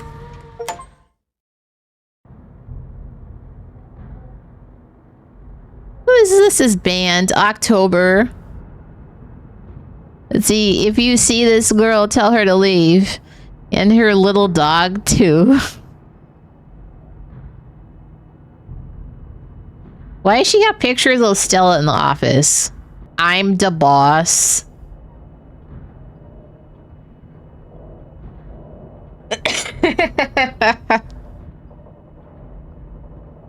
She has like an old-timey desk in her like weird trailer office. You enter Tabitha's trailer and find her sitting at her desk, head buried in her hands. Let's see. Your eyes are immediately drawn to the gun hanging above Tabitha's desk, but then they dart to the bulletin board on the side wall. It's plastered with wanted posters for Stella, as well as a number of suspicious ordinary photos of her and Gretchen. What are you doing here? What are those ridiculous things doing in your ears? Ah, crap. Good luck. Sorry, Violet. Are you trying to record me? Oh, she did not like that. Tabitha snatches the... Okay, wait. Okay, what's with the gun? Stella and Kanika wanted me to snoop around the mines. I didn't like how we left things off this morning. I mean, I didn't. I just wanted to spend some time with you. Someone's been following me. What's with the gun? It's Pearland's. She put it there to intimidate people. Although it was a little old-fashioned. But if it works, it works. You wouldn't have asked about if it didn't leave an impression on you. Now why are you here? Someone's been following me, and they look like they work at this mine. A guy named Wayne's been following me. He jumped me last night and he knows me by name. And I'm pretty sure he works or worked at the mines. There's something seriously wrong with him too. Tabitha sighs. I don't know who you think has been following you, but it's not him. If you're going around asking questions about Sam Wayne, you're probably going to hear some rumors. I'm sorry that I didn't know... What? I'm sorry I said that I didn't know him last night. You caught me off guard. I didn't know what to say. Sam was friendly with me. He even came around the estate a few times. And a lot of the workers here just can't seem to get over it. He disappeared. And despite what a lot of people seem to be insinuating, I don't know what happened to him. I don't even know if he's alive. Whatever, it's fine. I know it's not easy. I know it's easy to blame the mean boss for that sort of thing. But I digress. If someone's following you, you should just stay at the estate where it's safe. I mean that... I don't think the estate is safe. He was watching me from outside my room. If it isn't Wayne who's been following me, who's the man wearing... Okay. He was stalking me this morning. I don't think the estate is safe. He was watching me from outside my room. Look at this boot print I found in the garden facing my window. You showed Tabitha the photo you took earlier today. Yeah, that's a little unsettling. I assure you, the estate is well guarded against intruders. In what way? In what way is it guarded? Won't let anything happen to you this week, I promise. Look. If it'll make you feel better, I can ask some of my men about him. I doubt much will come of it, though. Not many employees want to get caught tallying on their boss. Will you believe me? Maybe? There are monsters in the woods, Tabitha. I know it's hard to take this seriously, but we caught them on camera, and they're supposedly a portent of doom for the town. I'm not asking you to believe me, but I'm asking you to take me seriously. I don't know anything about monsters in the woods, but if there's some kind of doom coming for this town, it'll be because I'm not able to do my job. Coal is a tough industry, Violet, as I'm sure you know. The seams in these hills aren't exactly untapped either. This mine has been operating for almost 200 years. It'll run dry at some point. Maybe even in my lifetime. I'll do whatever I have to if it means this place lasts just a little longer. Over 100 people work for me. And for each of those people, this is it. This is the best job they're ever going to get. I don't like doing layoffs. I don't like doing cuts. And I don't like seeing my childhood home crumble around me. But every day, I get up and do what needs to be done to save this town from ruin. Come on, you can't be the only person who's keeping this place afloat. Not that I believe anything when it comes to Cell and monsters, but who cares if you saw a harbinger of doom? I see that every day. Okay, I'm sorry. You leave it at that. Look, I'm kind of swamped right now. I was actually getting ready for a big meeting when you walked in, but if you want, you can just wait here for an hour or so, and I can swing back when I'm done to pick you up. Just don't go around bothering my men. Don't move a muscle. Don't so much make eye contact with them. They're supposed to be working. Let's see. Tabitha leaves the room. As soon as she's gone, you place Kanika's earbuds back in your ear and redial the group. Hey, is everything good? Let's see. Tabitha, that was a mistake. Tabitha was actually really helpful. No. It was a waste of time. What a waste of time. I really don't think she's hiding anything. Let's see. What a waste of time. I'm going to see if I can find some miners to talk to. Yeah. Glad you've seen the light. Ah, come on, Neeks. Cut her some slack. Tabby's not that bad. She's totally that bad. No use sticking around here. Let's see. Let's continue our okay, so we got another point. Let's go snooping around. Let's see, a flash of movement in your peripheral stops you in your tracks. There's something lurking in the shadows to your right. Against your better judgment, you turn to face it. And what could it possibly be? It's Wayne. You shouldn't be up here. It's dangerous. Stop stalking me. Why are you following me? Are you okay? Do you need help? Looks like you're hurt. Protect yourself before worrying over others, Violet. Stay home, wait for the week to end. Don't keep putting yourself in the path of danger. This is all I ask. Who are you? Before you can say another word, the figure is gone. Hey, Violet, are you still there? We've just been getting static from you. Is he an illusion? Oh, don't mind me. Our new friend just stopped by to say hello. Well, I thought I saw you talking to someone down there. Are you okay? Let's see. He told me to stay at the estate for the rest of the week. I wonder why. That'd be safe there. Why would he tell me that? What the hell is that supposed to mean? He must have been threatening you, right? The plot thickens. This means we're on the right track. I'm not about to back down. Okay. Whoa, so brave. Heck yeah, Violet, we got your back. Yay? Who is that? Is that the librarian's kid? As you leave Tabitha's office, you take a moment to get your bearings, only to be interrupted by a sudden movement out of the corner of your eye. A girl carrying a bundle of snacks pops through a hole in the fence and disappears over a crest of a hill. Hey, I think I just saw Rosalina. Wait, really? What's she doing here? She's probably fine. Kids will be kids, am I right? Clearly she's doing a delinquency. She's gonna get in a hecking trouble. Yeah, we should call Oscar. Let's handle it after we catch up with her. Can one of you hang up and call her dad? Oh no.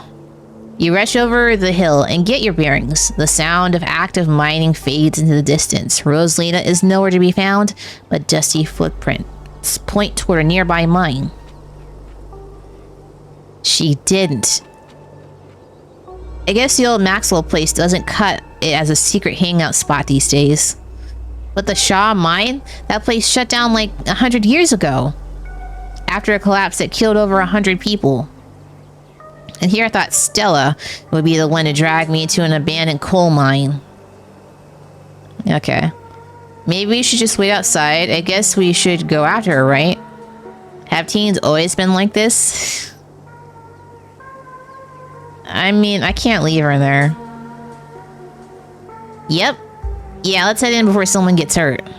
Whoa, are you sure you want to tag along, Neeks? Violet and I can handle this on our own. Yeah, I'm sure. As much as I hate confined spaces, I'm not about to let Rosalina get hurt in there. Even if it means I have to go underground. Stella and Kanika disappear into the mines. Before you follow, you briefly wonder if you should let Tabitha know about this. We should totally know. Yes. Call her. You pull out your phone and dial your cousin. What is it? You know I'm in a meeting. A kid just snuck into the Shaw mine. I figured you should know. What? Are you serious? Why do things... Oh. Why do things keep happening to me? Whatever. I'll head over there as soon as I can. Just stay where you are and wait for me. Alright? God. I don't even know why I'm trying to reason with you. It's not like you'll listen. Oh, I will happily wait. I do not want to go in there. No need to get snarky. I'll wait. Let's see. I called you as a courtesy, but I'm not going to wait around for you.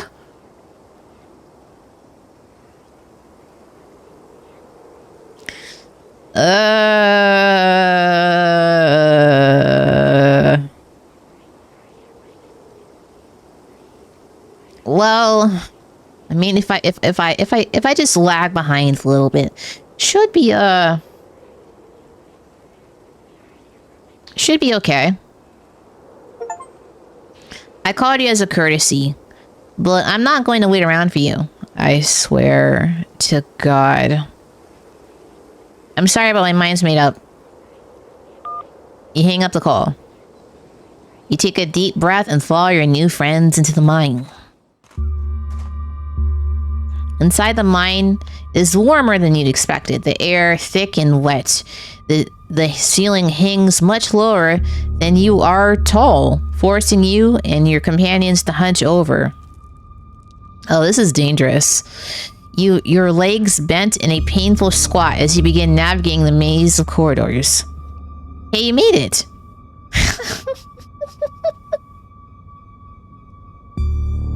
Oh boy. I told you she would. For a second there, Kanika thought you were making a beeline for Tabby. I mean, I did just call her. Actually, I kind of did. I called her before coming in.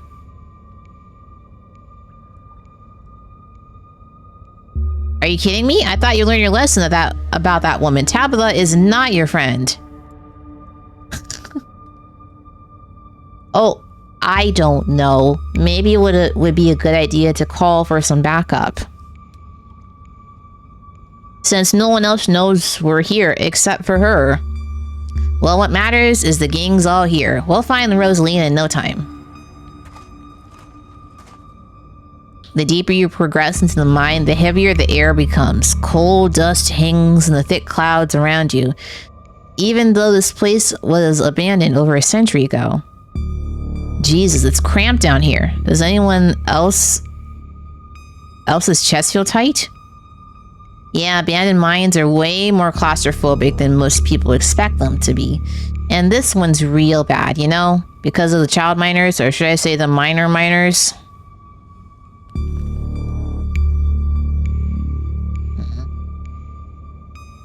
Kanika visibly shudders. Okay, I'm not superstitious, but if there's one way to make sure you get haunted, it's cracking jokes about the dead child laborers while walking on their graves. What can I say? I do my best to tempt the spirits wherever I go. I actually snuck down here a few times to try and get some good footage, part of my ghost hunting phase. Jesus, Stella. The things you do for your viewers, did you find anything?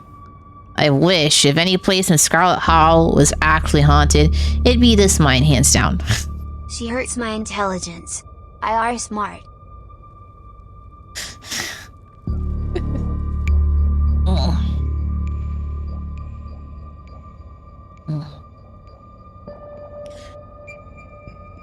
Let's see. I wish if any place in Scarlet Hollow was actually haunted, it'd be this mine, hands down. But all I got was dust in my lungs and a couple of false alarms. Stella pauses as sound rushes overhead. Oh my god, what was that? The mine's going to collapse and we're all gonna die here, aren't we? Stella sighs longingly. It's just how the wind sounds down here. You sound so disappointed. It just brings back memories of my last foray into these depths. Every time I thought I'd finally found a spooky ghost down there, wound up being a very unghostly explanation. Like local wildlife, for instance. Stella turns her flashlight towards the alcove overhead. It's some bats. Those guys got me real good last time. I was alone here. I was here alone. Oh my god, there are bats down here?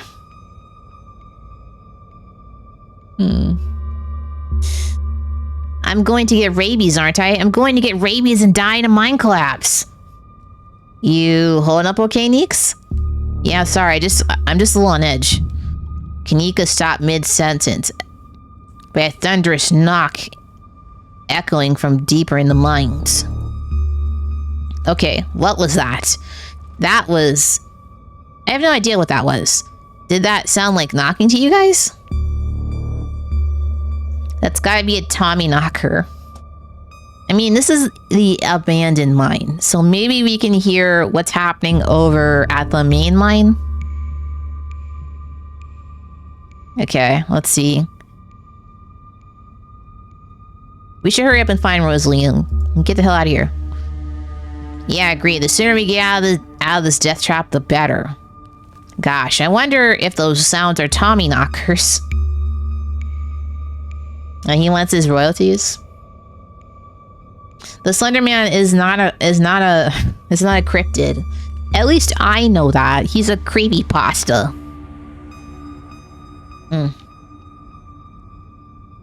It's like saying if Sonic.exe was a cryptid. Wouldn't that be crazy?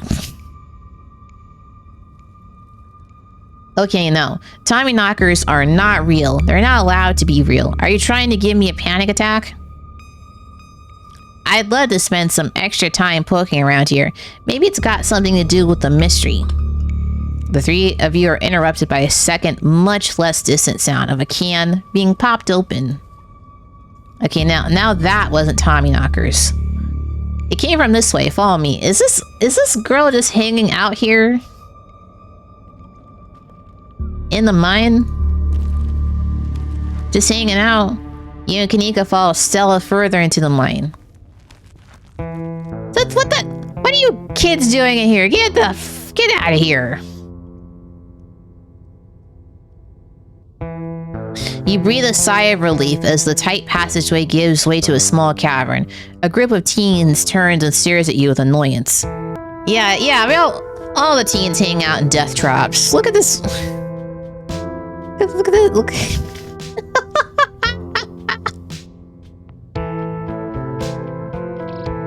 What the hell are you doing down here?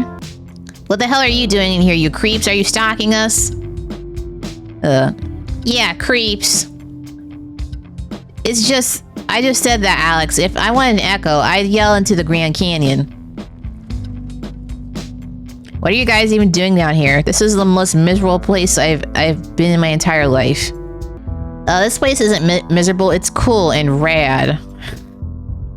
You mean extremely dangerous? Are you stupid? I can't even...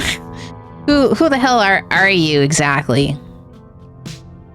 And Violet, that's Violet, Tabby's cousin. Rosalina, your dad is worried sick about you. What are you doing hanging out with these scrubs?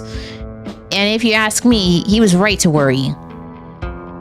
Why the hell would you think hanging out in an old mine would be a good idea? Is the Maxwell place not dangerous enough? Because no one usually comes in here. Duh. Everyone knows we hang out at Maxwell place now, so we had to find a new hideout.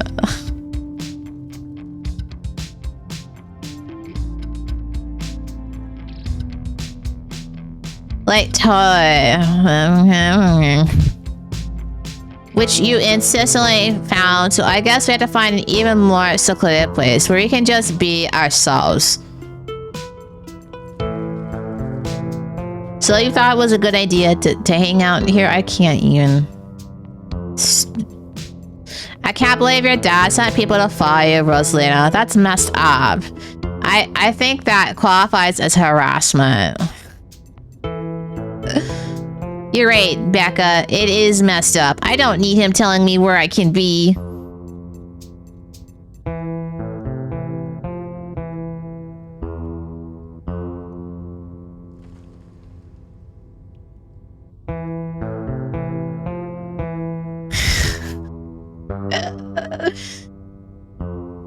Listen, we were all teenagers once, at some point in time. This is just a disaster waiting to happen, okay? Like, my dad doesn't understand me. I don't know Halloween. You can at least check in so he knows you're not dead. He loves you and worries about you. He's really not asking for much. Don't you kids have school tomorrow anyways? It's fall break. And we're not kids. And we're not kids. You certainly be acting like some. Like, you can't tell me what to do, you stinky adult. Yeah, we're teen.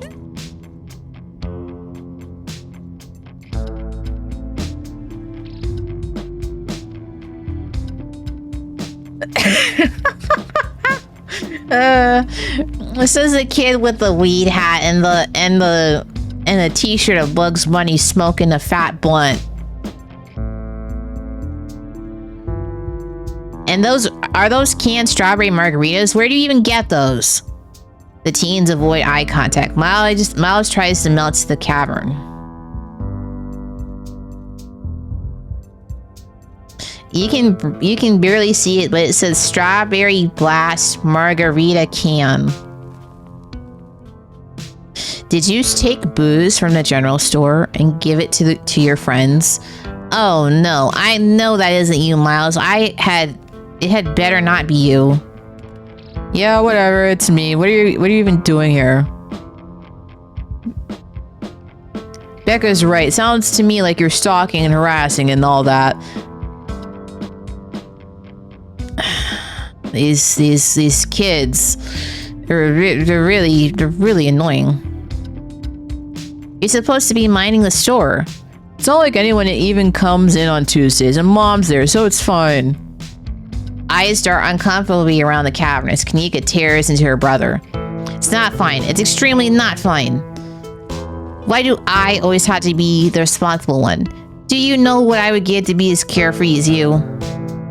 I left school so you could have a chance to live your life. And this is what you're doing with it? What would Dad think if he could see this? Stealing booze from the family stores to dick around in an abandoned mine.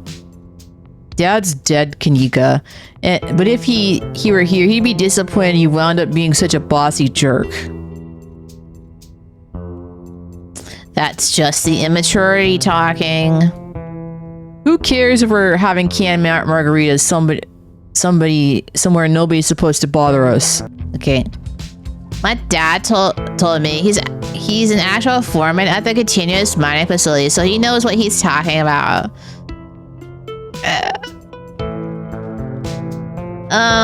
So if he found out you were out here, he'd probably be pretty pissed. Wait, I thought your dad was a charge hand.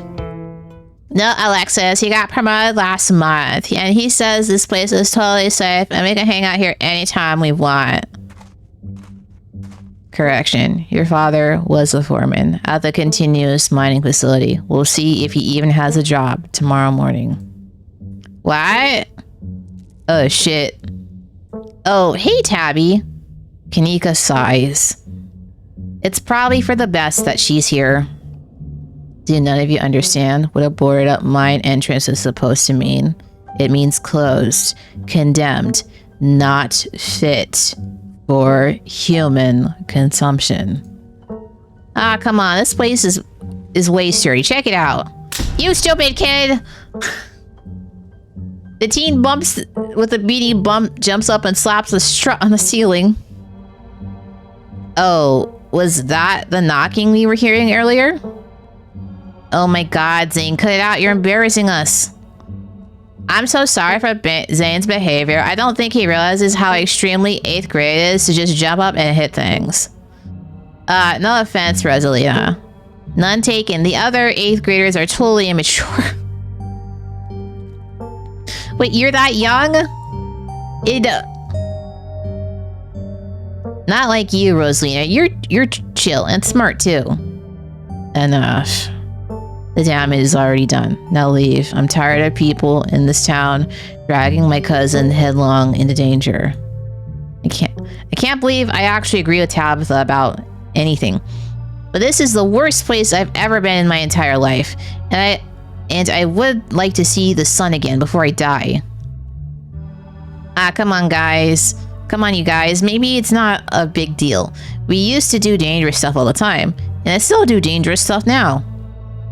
I mean, I don't like this particular situation with the whole ditchling thing, but outside that, who are we to tell them where they can hang out?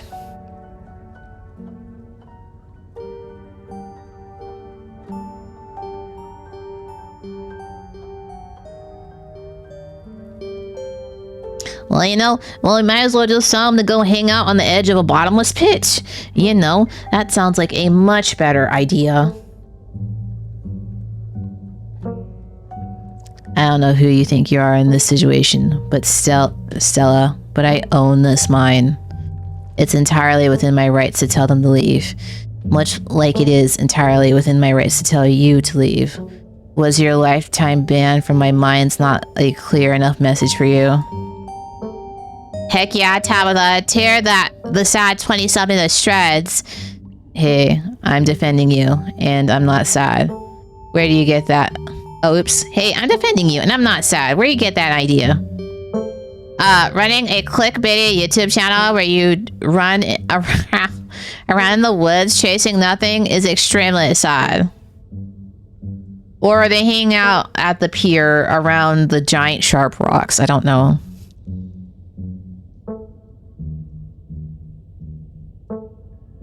Where do teens hang out nowadays? A skate park? I don't even know.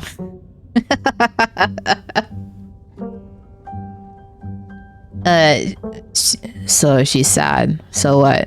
Give it a few years and you'd be sad too. The passage of time is inescapable. Look, we just wanted to give Rosalina a good time. Her home life sucks right now. Yeah, you tell them about where you had to sleep, Rosalina.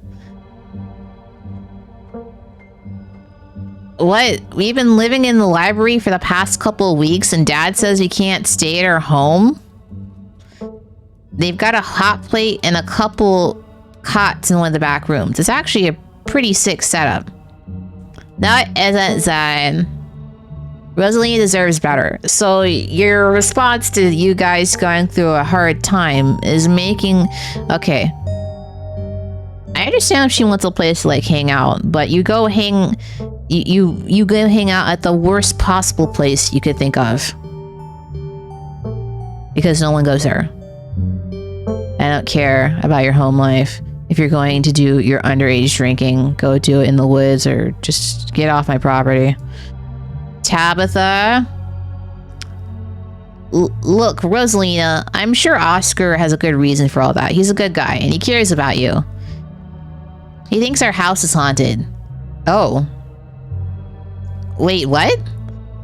And I should care because it's a bullshit excuse. I bet he couldn't afford it anymore and is lying to save your face. What a coward. Well, you're gonna...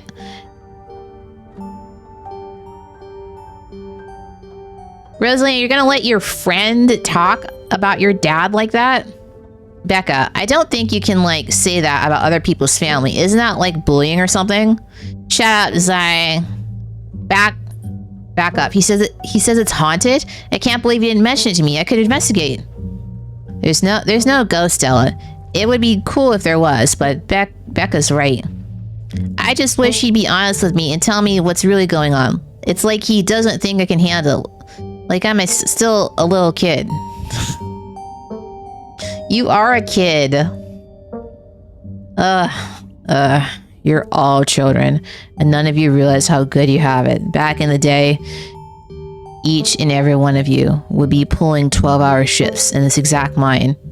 If it weren't for child labor laws, the 5 of you might have some actual character. Exactly. Rosalina's not that mature anyway. She still sleeps with stuffed animals. Okay, you shut up. What a rude. That doesn't mean she's not mature. I still have pork chop, you know? I rest my case.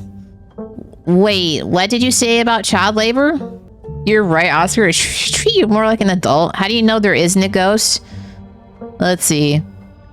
Yeah, we should. Why are we still here? I'm not going to weigh in on this. This is between you and your dad. And the two of you should talk about it anywhere that isn't here. I couldn't agree more. Yeah, if Rosalina's house is haunted, we should break in and, like, ghost bust it or something. Sounds pretty rad to me.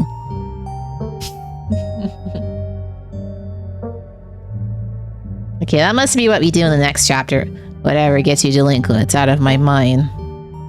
Oh my god, Zach. You can't just ghost bust if there is no ghost. Also, Rosalina lives there. She can't break into her own house. There's no ghost that you know of. I bet we could figure out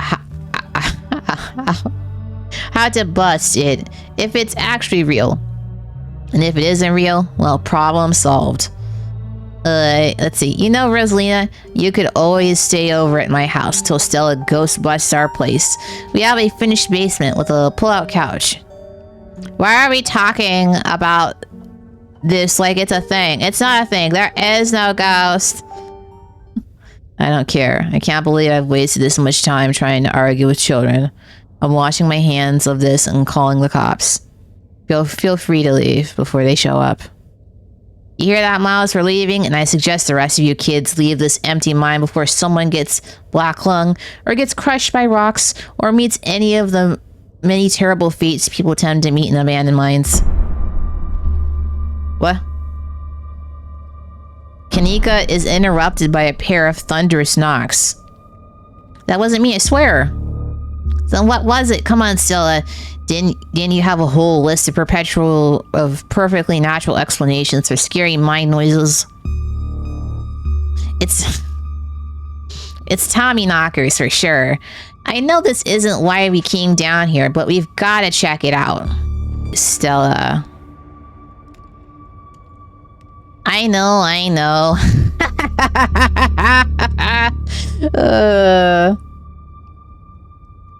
But weird stuff's been happening around here the past few days. What if this is our chance to get an actual solid lead? The stakes couldn't be higher.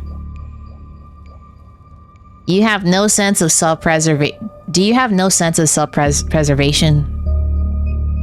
I want you out of here, Stella. Ah, come on, Tabby. You can come along, too. If you guys are going after something spooky, count me in. Nobody is going deeper into the mine. Nobody is staying in the mine. You're all leaving. Please, listen to Tabitha before my heart gives out. It'll be fun, Neeks. It will not. Kenai, you hear something over the sound of Stella pleading with Kanika and Tabitha. Something like shuffling on feet on stone, and the whispering of mischievous teens. You turn back, and Becca and Alexis are gone. Rosalina anxiously hovering in front of a small tunnel in the cabin wall. She freezes as you notice her.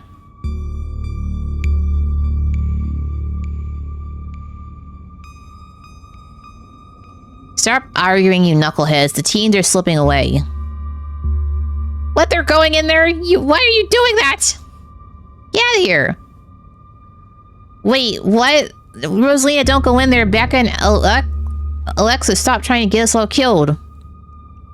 So sorry, guys. I'm gonna hang back. I know you weren't cool enough to hang out with us, Rosalina. Come on, Alexis. We'll have more fun with...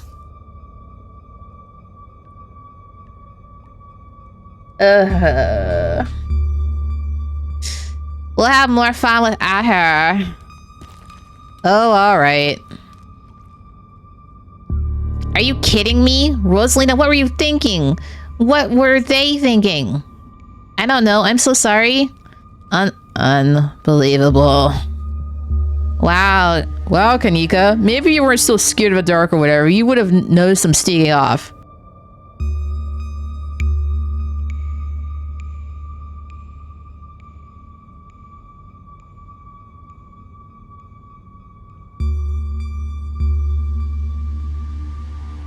It takes a village to raise a child.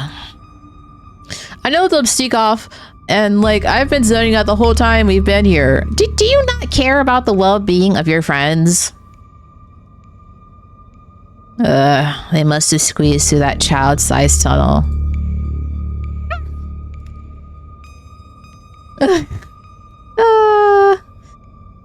Yeah.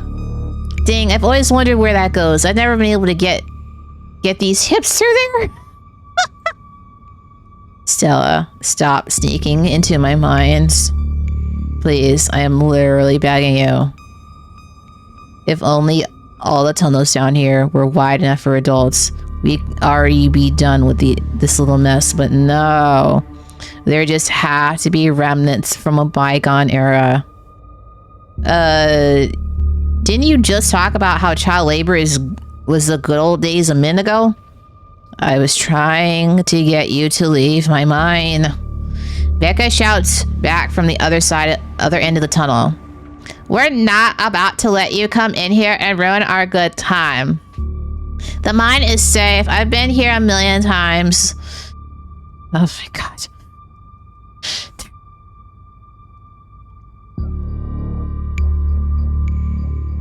Yeah, if Becca says we're safe, then we're totally fine. Also, sorry, Rosalina. I'll see you tomorrow.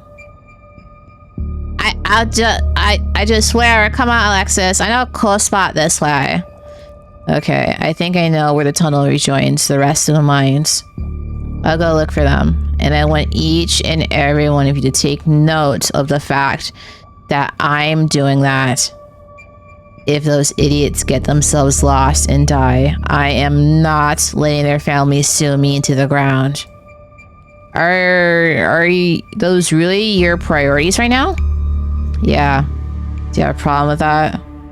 I want the rest of you out of my mind. Except you, Violet. I'm not letting you out of my sight. Yeah, sure. I could never fit in the tunnel anyways. They have crossed a barrier that I cannot, so my time here is up. But only because Scylla promised me a ghost hunt tomorrow. Whatever. I still have to do my dailies anyways. The service down here sucks.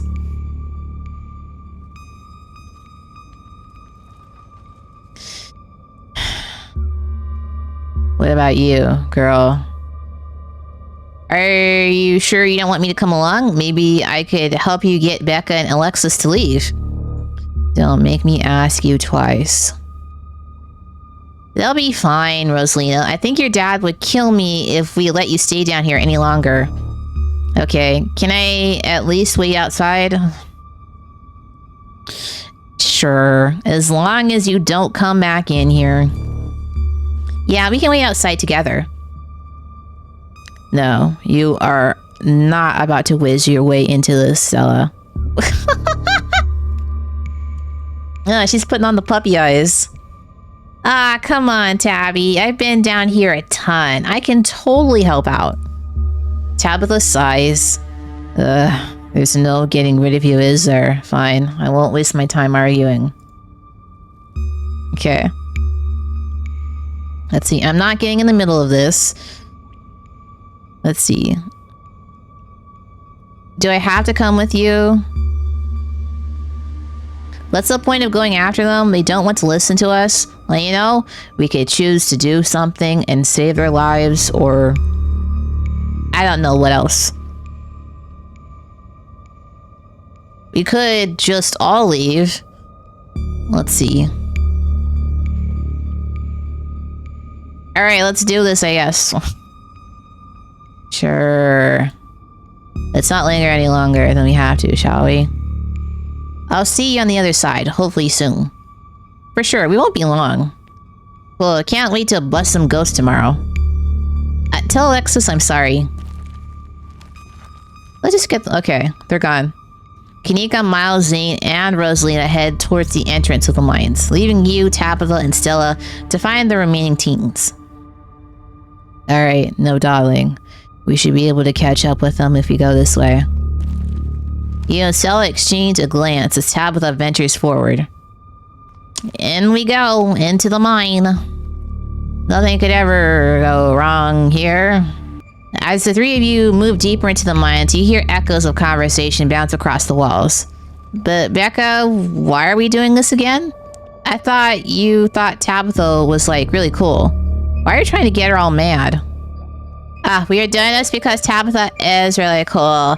She doesn't let anyone boss her around, so we can't just let her boss us around.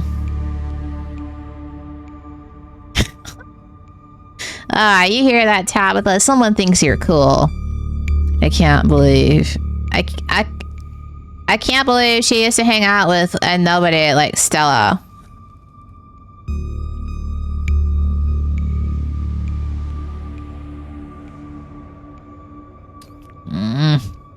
Hey. I don't know. I think Stella's kind of cool.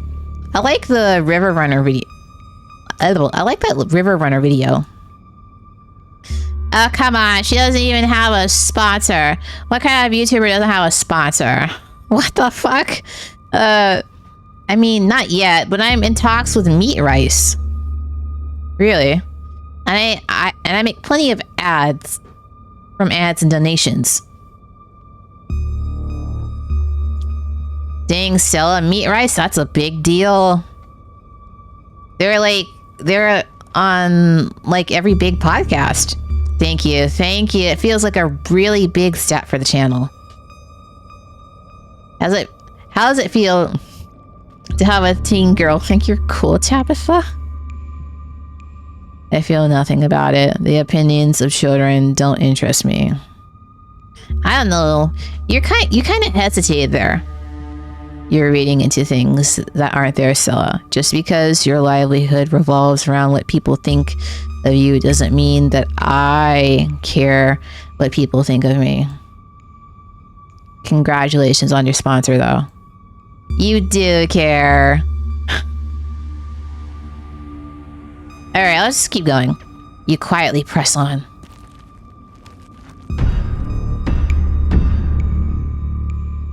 What? Another knock. Closer. Interrupts your thoughts. Followed by another. Followed by another. Is it just me, or is that knocking coming from the same direction as those kids? It's not just you. I really don't like that knocking. Calm down, Alexis. It's just mine sounds. Did you see that? No, it was just a shadow. There's no reason to get freaked out. Becca, I swear I saw something. Shut up. There's something down here. Something. Stop trying to scare me. Let's see. I can't believe they're making us do this. They better get grounded. Are we sure that Tony went through is going to meet us? Yeah. Are we sure that Tony went through is going to meet back up with us? Yes, I'm familiar with all the old maps of this place. There should be a central chamber. oh my god, excuse me, not too far from where everything joins back up. What do they see? Tommy knockers? It's not Tommy knockers. They're probably just jumping at their own shadows. You said it yourself, Stella. As soon as they got deeper into the mine, their bravado in the face of authority would vanish into a puff of smoke. It's probably just rocks falling somewhere deeper in the mine, which is also bad for obvious reasons. Alright, let's keep going. We're getting closer. Let's keep moving. As you progress deeper into the mine, the knocking grows more frequent. It's still distant, but it's much louder than before. The tunnel ends abruptly in front of you. A century-old ladder is the only way forward. In the darkness, you hear echoes of terrified teens, their panicked arguing bouncing down the pitch-black corridors. Becca, we need to leave. This isn't fun anymore. This is play fun. I bet you're always saying that because you want to hang out with that dorky crush of yours. She's just an 8th grader. Becca, this isn't about Rosalina. I know you can hear that knocking. And here we are. The tunnel that they crawled through passes through the chamber below. And it sounds like they're still down there. I've never been this far in. Congratulations, Stella. You got what you wanted. Tabitha crawls up to the ladder and disappears over its edge. Alright, let's do this. Stella hoists herself over the edge and begins to climb down. Into the pit. You walk to the ladder and climb down.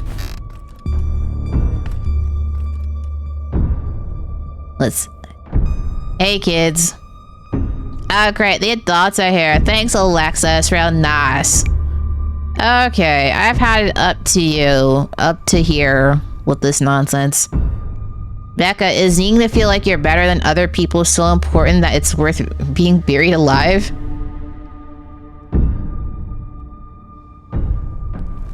Yeah. Let's not let her get away with this. What are you talking about? Give me a break. The whole time you've been down here, you've done nothing but tear down every single person around you. The only person who are the people who are afraid of themselves. Leave now. Whatever. This is fine or fine. We'll leave. But thanks, Violet. Wow, good job. That's right. Well, don't let some snot-nosed brat cause trouble for everybody else. As Becca and Alexis move towards the ladder, the back chamber before you draws your focus. The voices around you, those of the teens, and your companion sound odd, distant.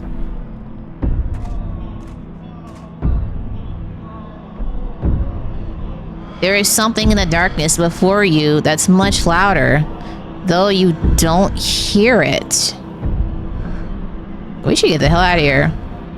You don't hear it, but you can feel it in your chest. A desperate need to perceive and be perceived. Wrap yourself in the darkness of the pit. Hey, are you alright, Violet? Bear witness to what? What do you think you're doing? Get away from there. Your cousin dives towards you, but not before the light from your phone illuminates the chamber. What? Ghosts. Oh,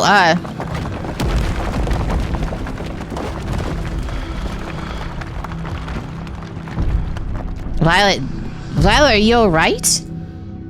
Oh, thank God you're alive. It looks like you had a seizure or something, and then you and Tabby just conked out. I'm fine.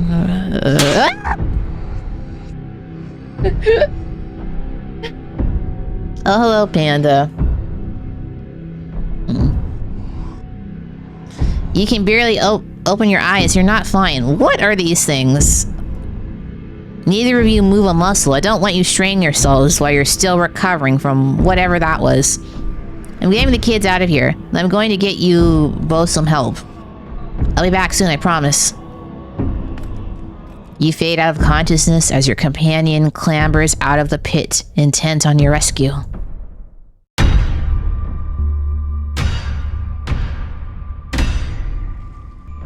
You raise up on your elbows, your head swimming from visions. Your surroundings come back into focus. Your head throbs as the knocking continues. Now magnitude's more intense than ever. Let's see, you can't help but notice the timber struts around you trembling as if they were being struck by invisible blows.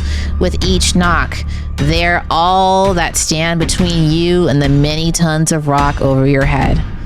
And they suddenly seem terribly fragile. God, that knocking is not helping my headache. What the hell just happened? Okay, what? Am I the only one who just saw ghosts? I mean, maybe they were ghosts? I had some sort of vision. Did you see it too?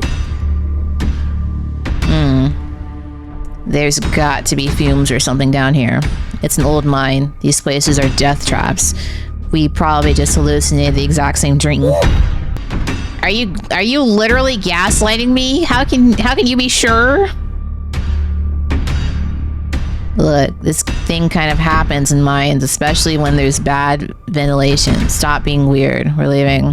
The entire cavern shakes with the sound of rockfall. I don't know what the hell is up with this knocking, but that is the sound of a mine collapse. Quick, up that ladder.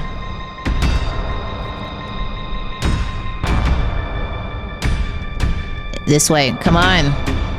Your cousin moves with the kind of swiftness you expect from someone who spent her entire life working in and around coal mines.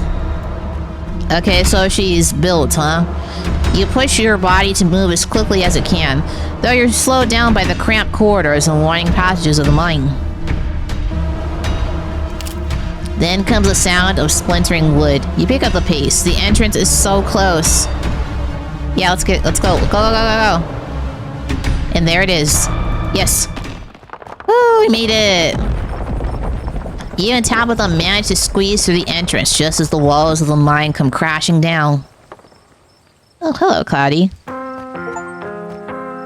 Holy shit. You're okay, thank God. And everyone's accounted for. That was a surprisingly close call.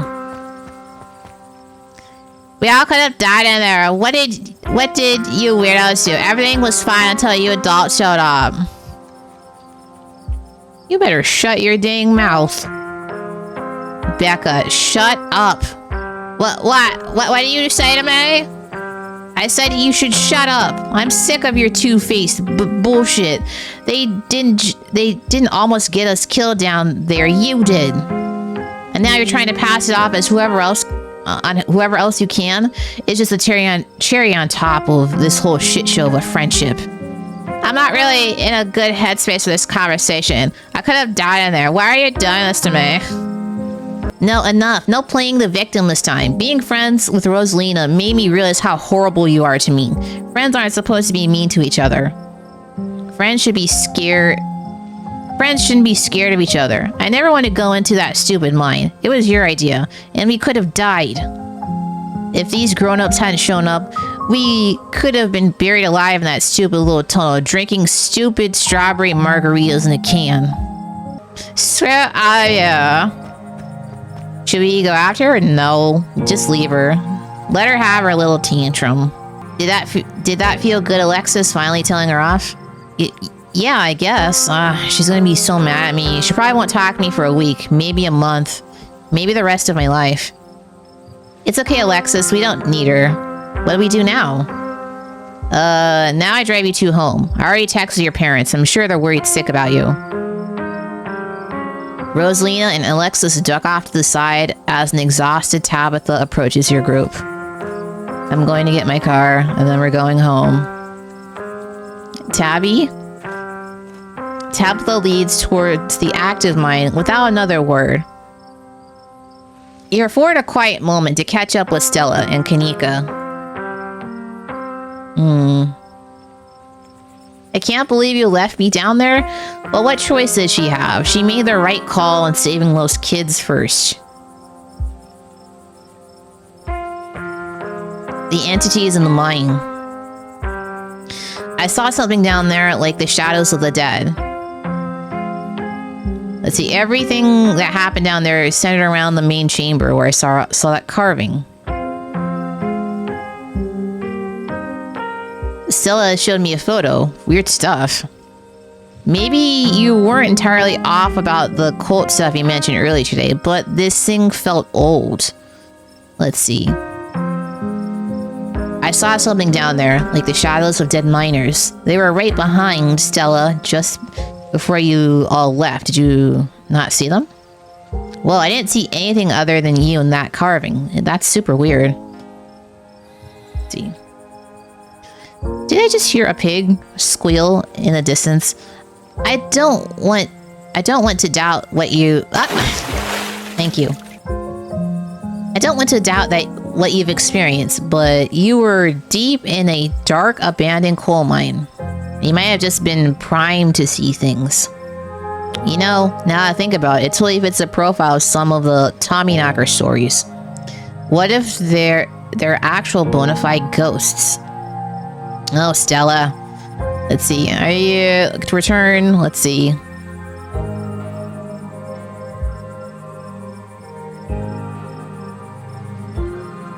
Let's see. There is a stone carving on the wall of the pit. It gave me some sort of vision.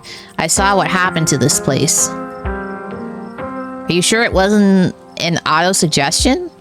We talked about that mine a lot today. I don't know, Neeks.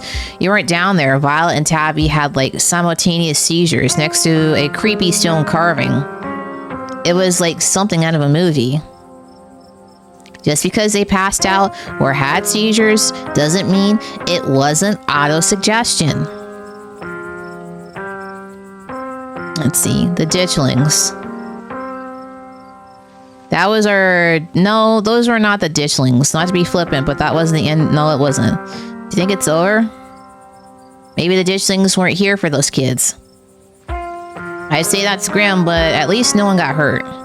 Maybe you're right. Maybe for whatever disaster the ditchlings were here to foretell, but I feel like what happened in the mine raised more questions than it answered. We still don't know anything about Wayne or what actually or what you actually saw down there. This is all still a little too magic for me. Just because two bad things have happened doesn't mean there's a pattern. Right? Let's see, we sure dodged a bullet tonight, didn't we? Yeah, thank God you noticed them sneaking off. You were incredible down the pit, too.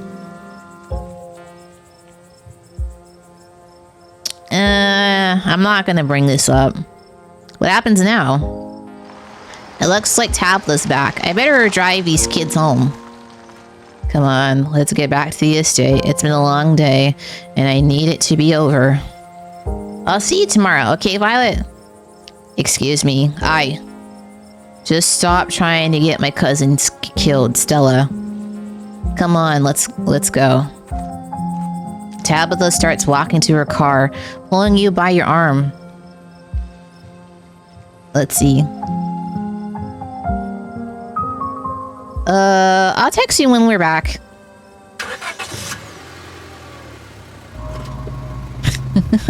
Tabitha doesn't say a word as the car cuts along the darkening road. We try to keep an eye on the surrounding wilderness as she drives, wary of what may lurk behind the tree line. Let's see, I don't appreciate being dragged off like that. At least everyone's okay. You know, Kanika really don't seem to get along. Let's see. I'm doing terrible, by the way, in case if you wanted to know. I'm sorry if I worried you. Sorry about today. It's fine. How are you holding up? I've been better. Okay. Let's save.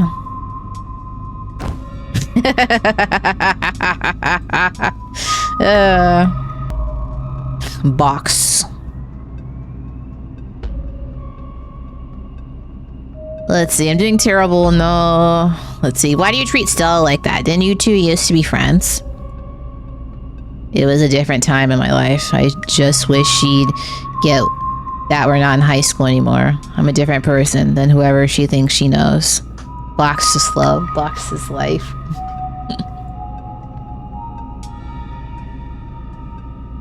You and Kanika don't seem to get along. She pushes my buttons. Okay. Does Tabitha get along with anyone? Cause when they were in like the mine together, Tabitha and Stella got along very well, if only for a few seconds. Is there some kind of history there, or... No, quit talking. I need to focus on the road. Alright. Well, at least everyone's okay. There are a lot of parents who should have kept tighter reins on their kids. I never got into any trouble like this when I was a teen. I have Perlan to thank for it. Hated it at the time, but that strictness paid off. Ugh. What am I telling you this for? Whoa, are we bonding? Let's see. You can tell me stuff. I'd like to know more about you. I would love to know more about you. And about Perlan, for that matter. Maybe later this week. I don't have the energy to get into it right now.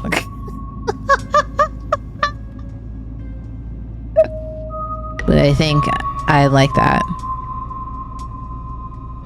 Alright, there are a lot of adults who should have done a better job tonight. I don't really think the parents are to blame here. I mean, Becca has some issues, okay? I don't know what's her deal. Exactly. People who aren't ready to be parents shouldn't be parents. And clearly, there are some parents who aren't ready.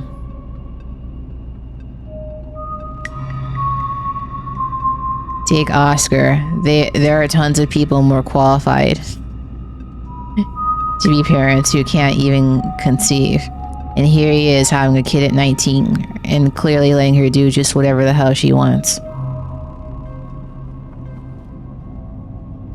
But it's not fair. Let's see, do you want kids? It seems like that struck a nerve. Okay, do you want kids? Lots of people want kids.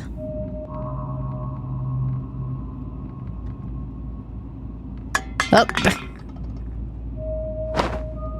Okay, ride in silence. Your eyes wander back to the tree line as you and Tabitha slink back into silence.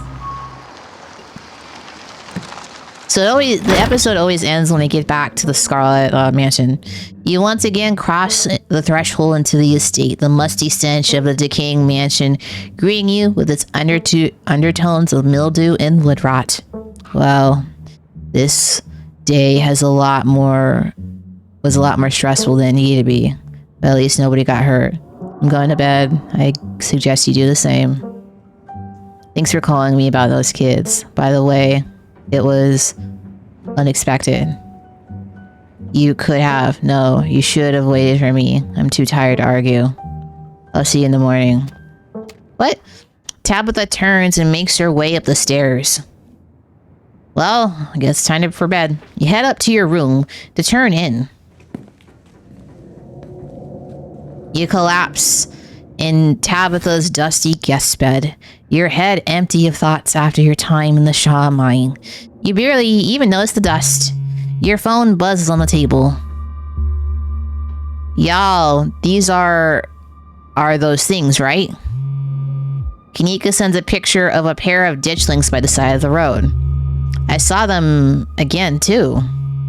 Another picture this time, of them staring from a tree.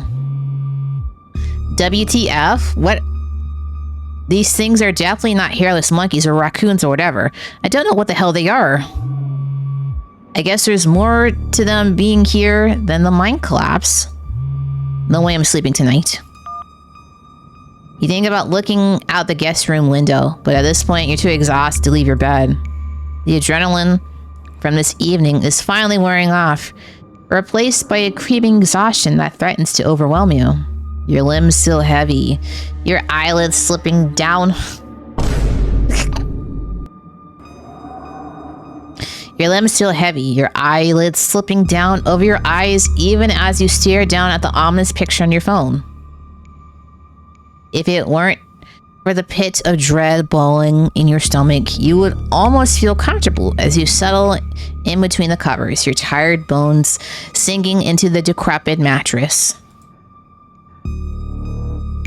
When you close your eyes, you see the shadowy figures that gathered behind Stella in the mines. Your thoughts are drawn to the carving on the wall and to the visions imparted upon you.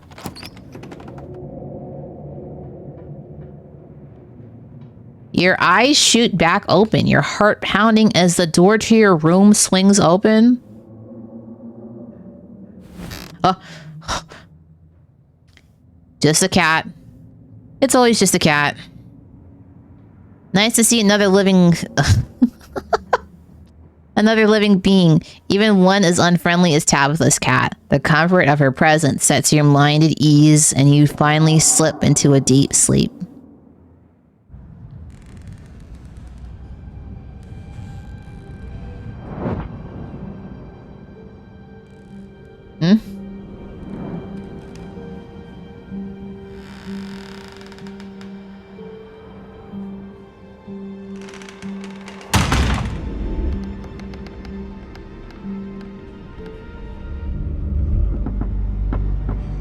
Huh?